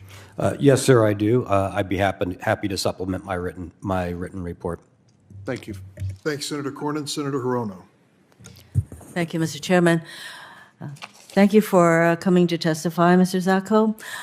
Your testimony and all of your responses to the various questions we asked you says to me that the situation regarding data security and national security issues with regard to Twitter is massive, and that Twitter is not doing very much to be helpful at all. In fact, there are major disincentives to Twitter doing anything, to spending the time or the resources to address the concerns that you raise. So, for example, the FTC, very out-resourced with regard to trying to keep Twitter under any kind of even a consent decree that was entered into back in 2011. And more recently, they're contemplating making Twitter pay $150 million for some misuse of information, $150 million fine for a multi-billion-dollar company is nothing to provide any kind of incentives for them to change what they're doing. And yes, there is information out there from so many different sources, including our appliances and cars and everything else. However, Twitter is a huge, if I can call it, a single platform where one can access information. So who is going to force Twitter really to do anything? If we were to adopt some of the legislation that's contemplated, if we don't have an agency that can implement and enforce that law, then we are back where we started from. So what is it going to take to force Twitter to change its ways? Well, this starts at the top in Twitter, and you need an executive team that is willing to go in and say, the executive team themselves acknowledged, and I heard them say, we have 10 years of unpaid debt here that at some point we really need to get ahead of. They need to prioritize that. And to my understanding, a board's primary role is to make sure the right executives are in charge of the company, the CEO in particular, to make sure they are sending the company in the right direction. This needs to be a long-term incentive rather than short-term incentives for the companies, because the short-term incentives just mean that they're going to tactically run from fire to fire and not actually pay down debt for a long-lived, valuable company. So your description of Twitter, though, is they're mainly focused on the short-term monetary incentives. Who's going to force them to look at the long term? Do people need to go to prison? I mean, what do we need to do to get Twitter to at least from what you're telling me, they cannot even identify foreign agents in their midst. Yes, ma'am. And to be blunt, some foreign agents will probably be pretty good and difficult to identify, but some were, in this case, not, and they're only, to my awareness, being identified when they're brought to them. They're not even attempting to. I think holding people accountable is a good start. I think that is something that people are concerned of, but you can only hold people accountable if you can measure and quantify what their targets are and what changes need to happen. And if you say, such as what I saw, Twitter needs to have a mature software security program, that's a very ambiguous and qualitative term. So holding accountability and setting quantitative goals and standards that can be measured and audited independently, I believe, is what's going to be required to change management structures and drive change in companies when it's needed, such as this. So we don't even have the kind of standards to which we can hold Twitter accountable to. Is that right? From what I saw, they were able to be answered in the affirmative without actually meaningfully making the intent of the regulators was correct. But you could then say, yes, I've done this, hold up an isolated example, and allow somebody to assume that that example was at the whole environment, knowing that you're misleading. Excuse me. So do French regulators have better standards to which to hold Twitter accountable to? My understanding is that one of the reasons the French CNIL is more feared is that they dig in technically and go towards more quantitative results that are less easy for organizations to sort of wordsmith around in their response and answers. I think that's something we can learn a lesson from.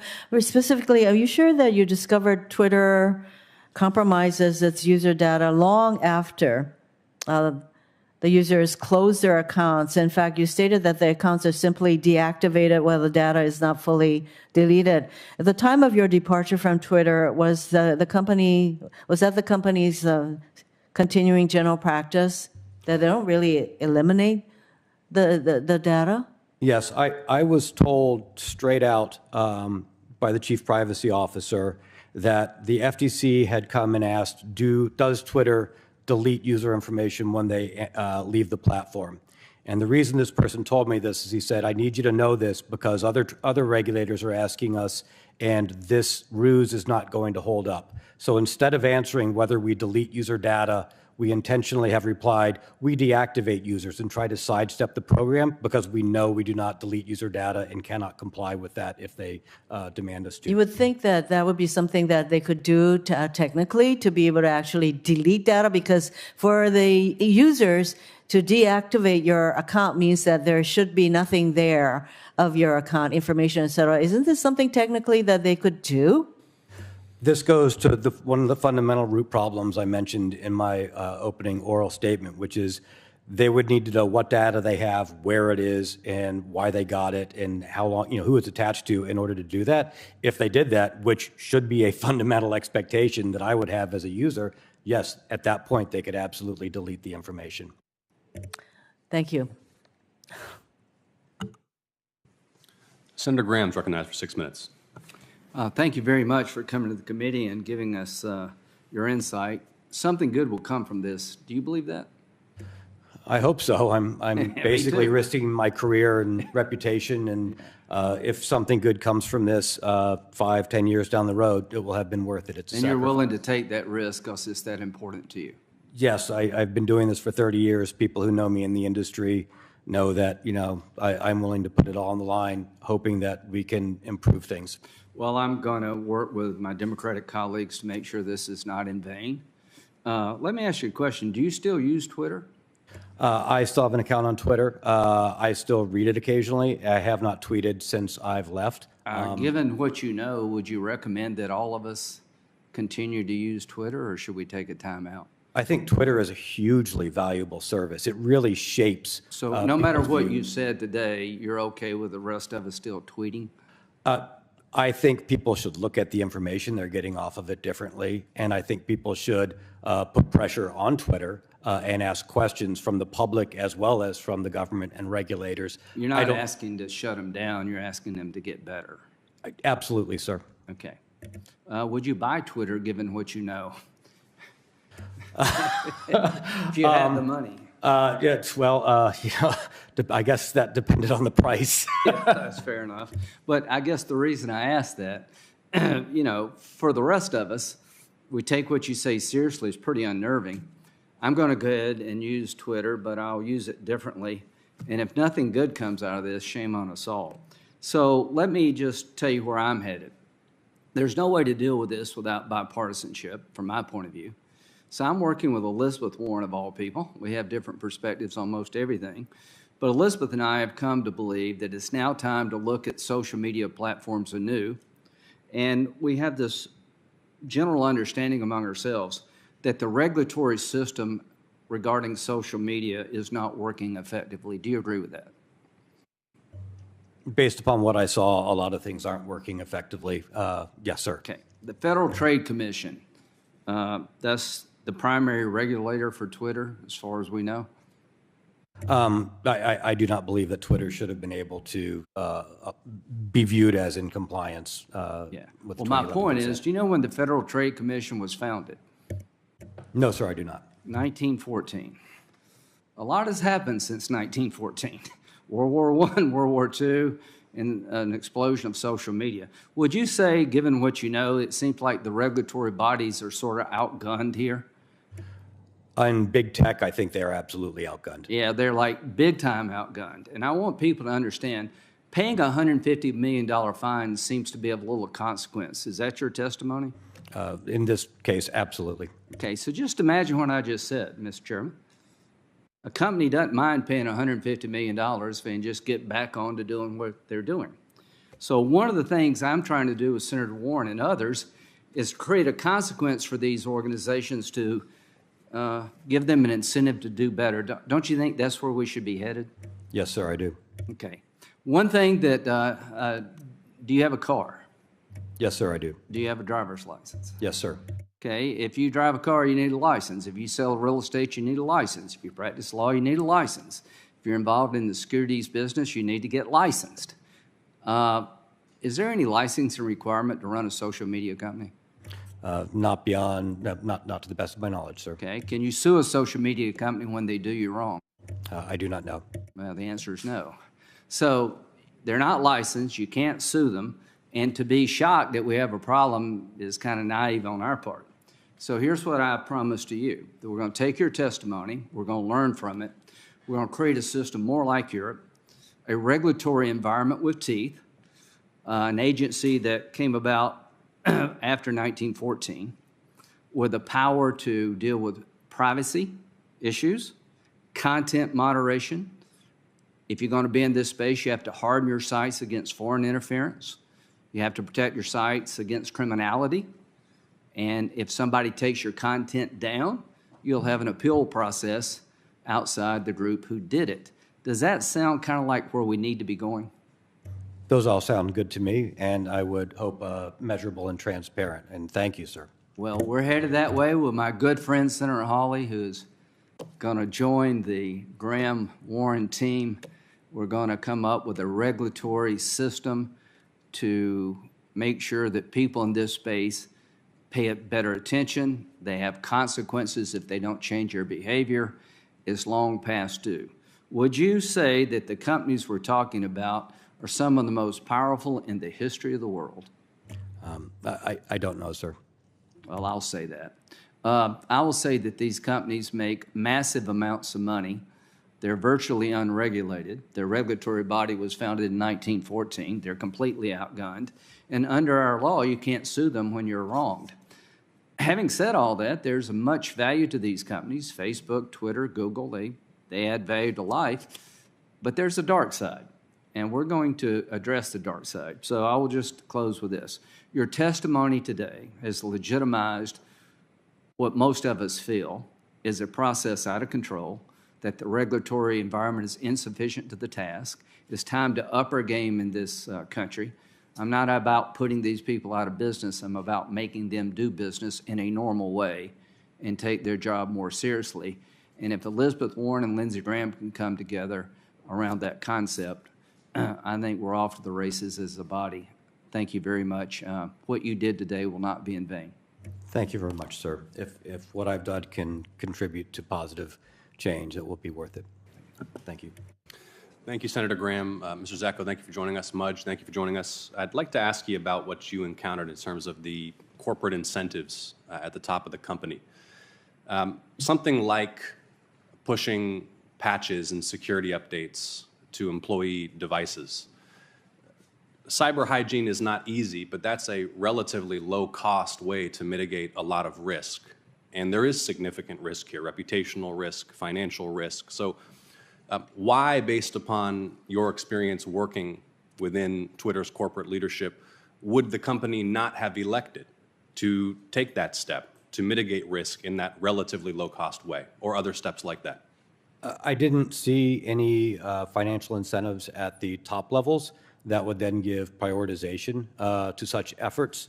In fact, I saw incentives counter to that, and combined with a culture where the company needs a crisis to operate and is driven by crises, those didn't afford time or focus, from what I saw, to do the basic security What are the incentives against something like patching?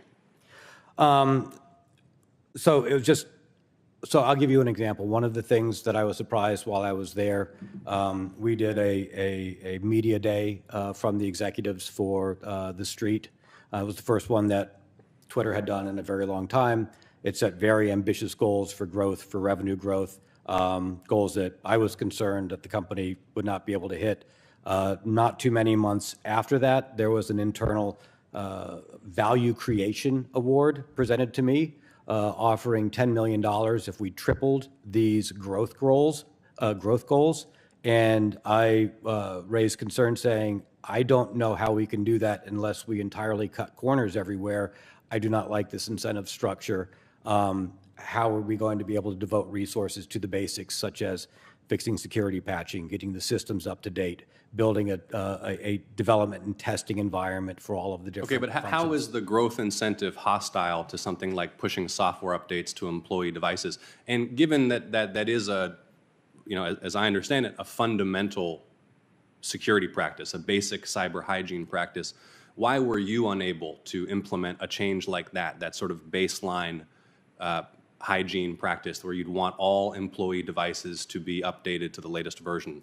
Yes, I brought that up numerous times. I was repeatedly told that 92% of the systems had security software, and I kept asking, what is the security software reporting?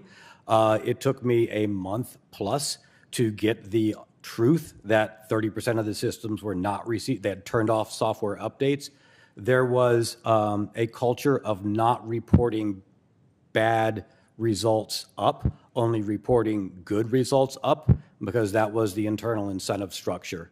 You were rewarded based upon relationships and how you performed in an emergency, not for identifying existing errors and doing the groundwork for keeping the lights on, running the business.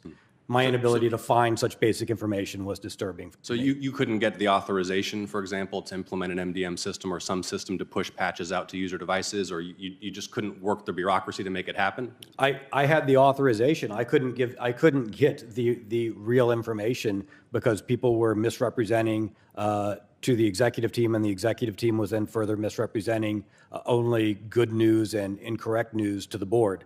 So it took me several months to start going and getting ground truth and to find out that this had been a culture of only present good and positive reports up, and that's how you move forward in the company. Okay. Let's talk about the data, much of it no doubt sensitive within Twitter's possession, and some of the most alarming aspects of your disclosure and testimony is that the extent to which Twitter may not know what it has.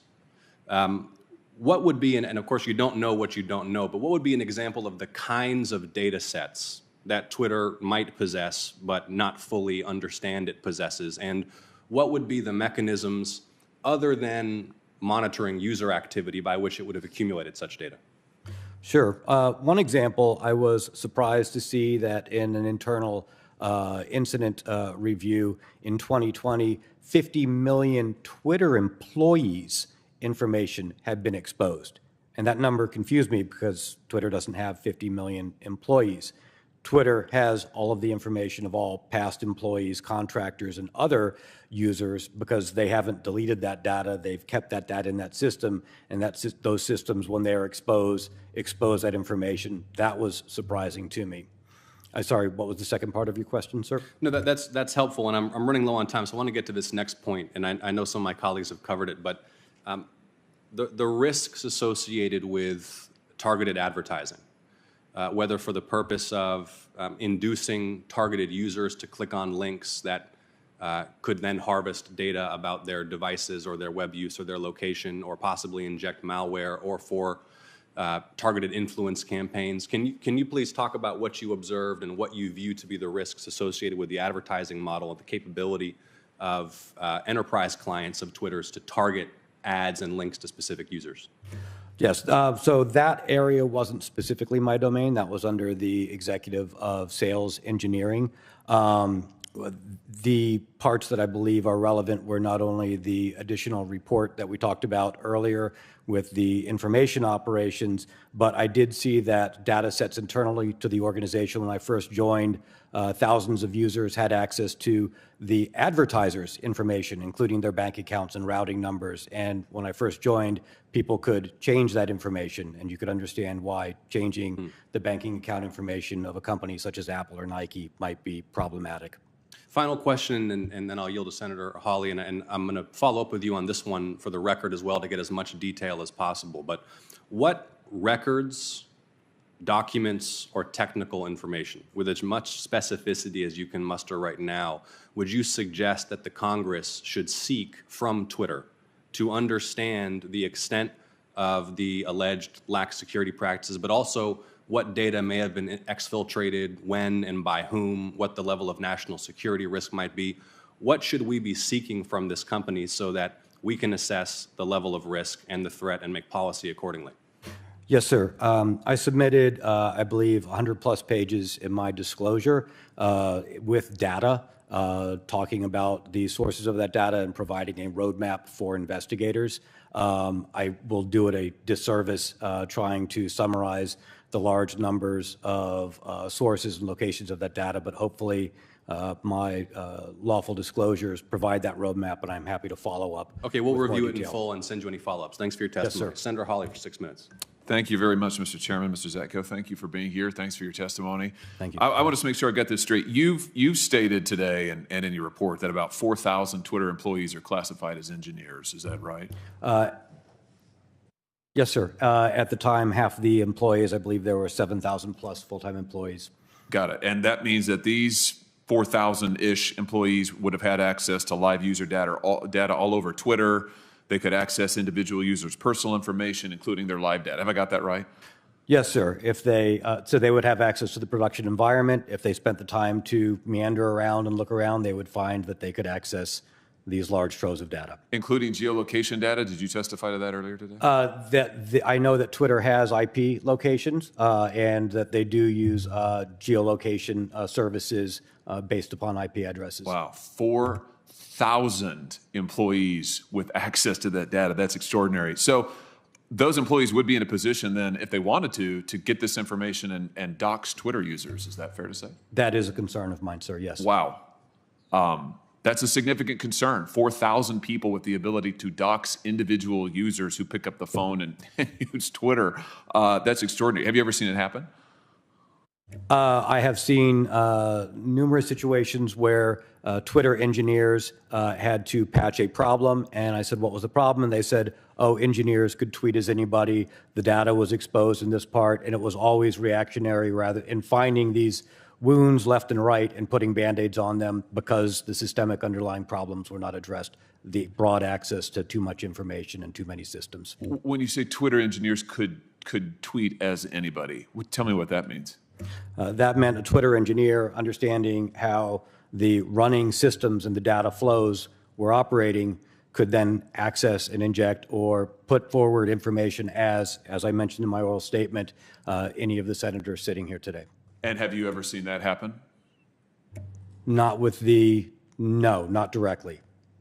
Not directly. Are you concerned it has happened? Do you have some reason to believe it may have happened? The number of cases that were reported to me by individual engineers saying, hey, we found this, I'm going to try and have somebody fix it, where that was the exact problem and we wouldn't know if it had happened in the past, yes, I am concerned. Wow. I think that's pretty significant testimony. Let me make sure that I understand also just this point. A Facebook whistleblower came forward a couple of years ago now, came to me, to my office, and told us that at Facebook, they at least had some policies on the books that restricted back-end developers from using or from accessing user data.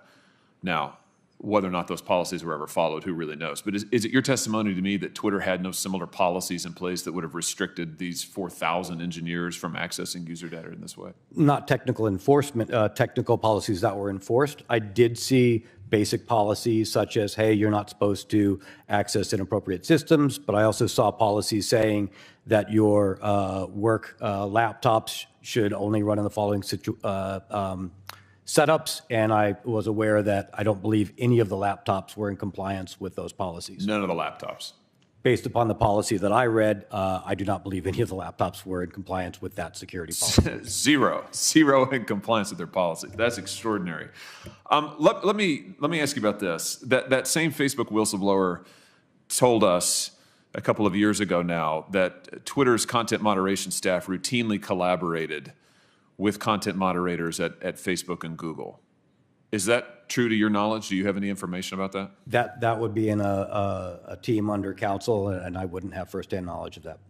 Are you aware of any Twitter policies that would have prohibited coordination on content moderation between Facebook, Google, and Twitter? Not to the best of my knowledge, I am not aware. Okay, so it's eminently possible, is what you're saying. Yes, sir. Let me ask you about this. Are you aware of any communications regarding content moderation with Twitter staff and the United States government in your time at the company? I'm familiar of the conversations that happen through Department of Homeland Security, the traffic light protocol, where there are messages sent out to organizations about threats that maybe the FBI or other organizations had insight into. So earlier this year, documents that we obtained from a different whistleblower at the Department of Homeland Security exposed that the disinformation board that the Department of Homeland Security set up, that first on the disinformation board's list of companies to meet with was Twitter. And they had an extensive memo which, by the way, is public information now. We've released it. You can go and look at it. But they had a memo prepared with notes for this meeting with Twitter, talking about cooperation in content moderation and, frankly, in monitoring Americans' speech. And now we know that thousands of Twitter employees have access to that. This was all in these documents.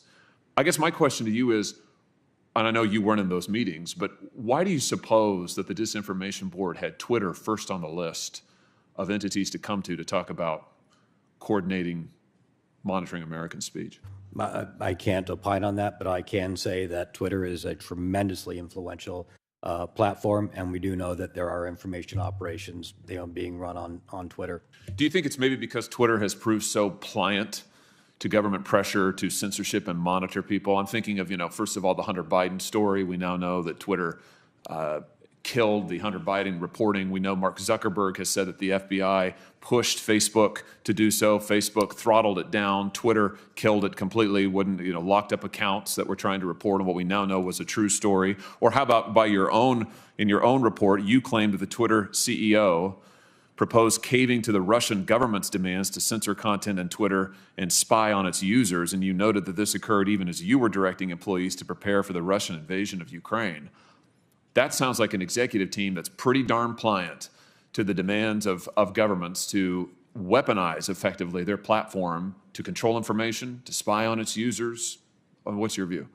I wasn't there when the Hunter Biden issue happened, and I don't have any information on that. I wasn't briefed into it or involved in any of the investigations. The CEO was the CTO at the time when he proposed to me that, hey, what do you think about, why don't we just let Russia perform their own moderation? They're a democracy, so why shouldn't we let them do it? I didn't know what to think at the time. Then, sir, I was a little flabbergasted. Well, I think I know what to think. Which is that Twitter has been all too eager to take private information from its users without telling them, to sell it and monetize it without their permission, to expose them to the worst kind of security threats, to censor them, to spy on them. I mean, you have painted a picture of a company that is not only out of control, but is truly in many ways a malign actor. And I thank you for being willing to be here and testify. Thank you, Mr. Chairman. Thank you, Senator Hawley. Thank you for appearing before the committee today. The hearing record will remain open for 1 week for submission of materials for the record. And with that, this hearing is adjourned.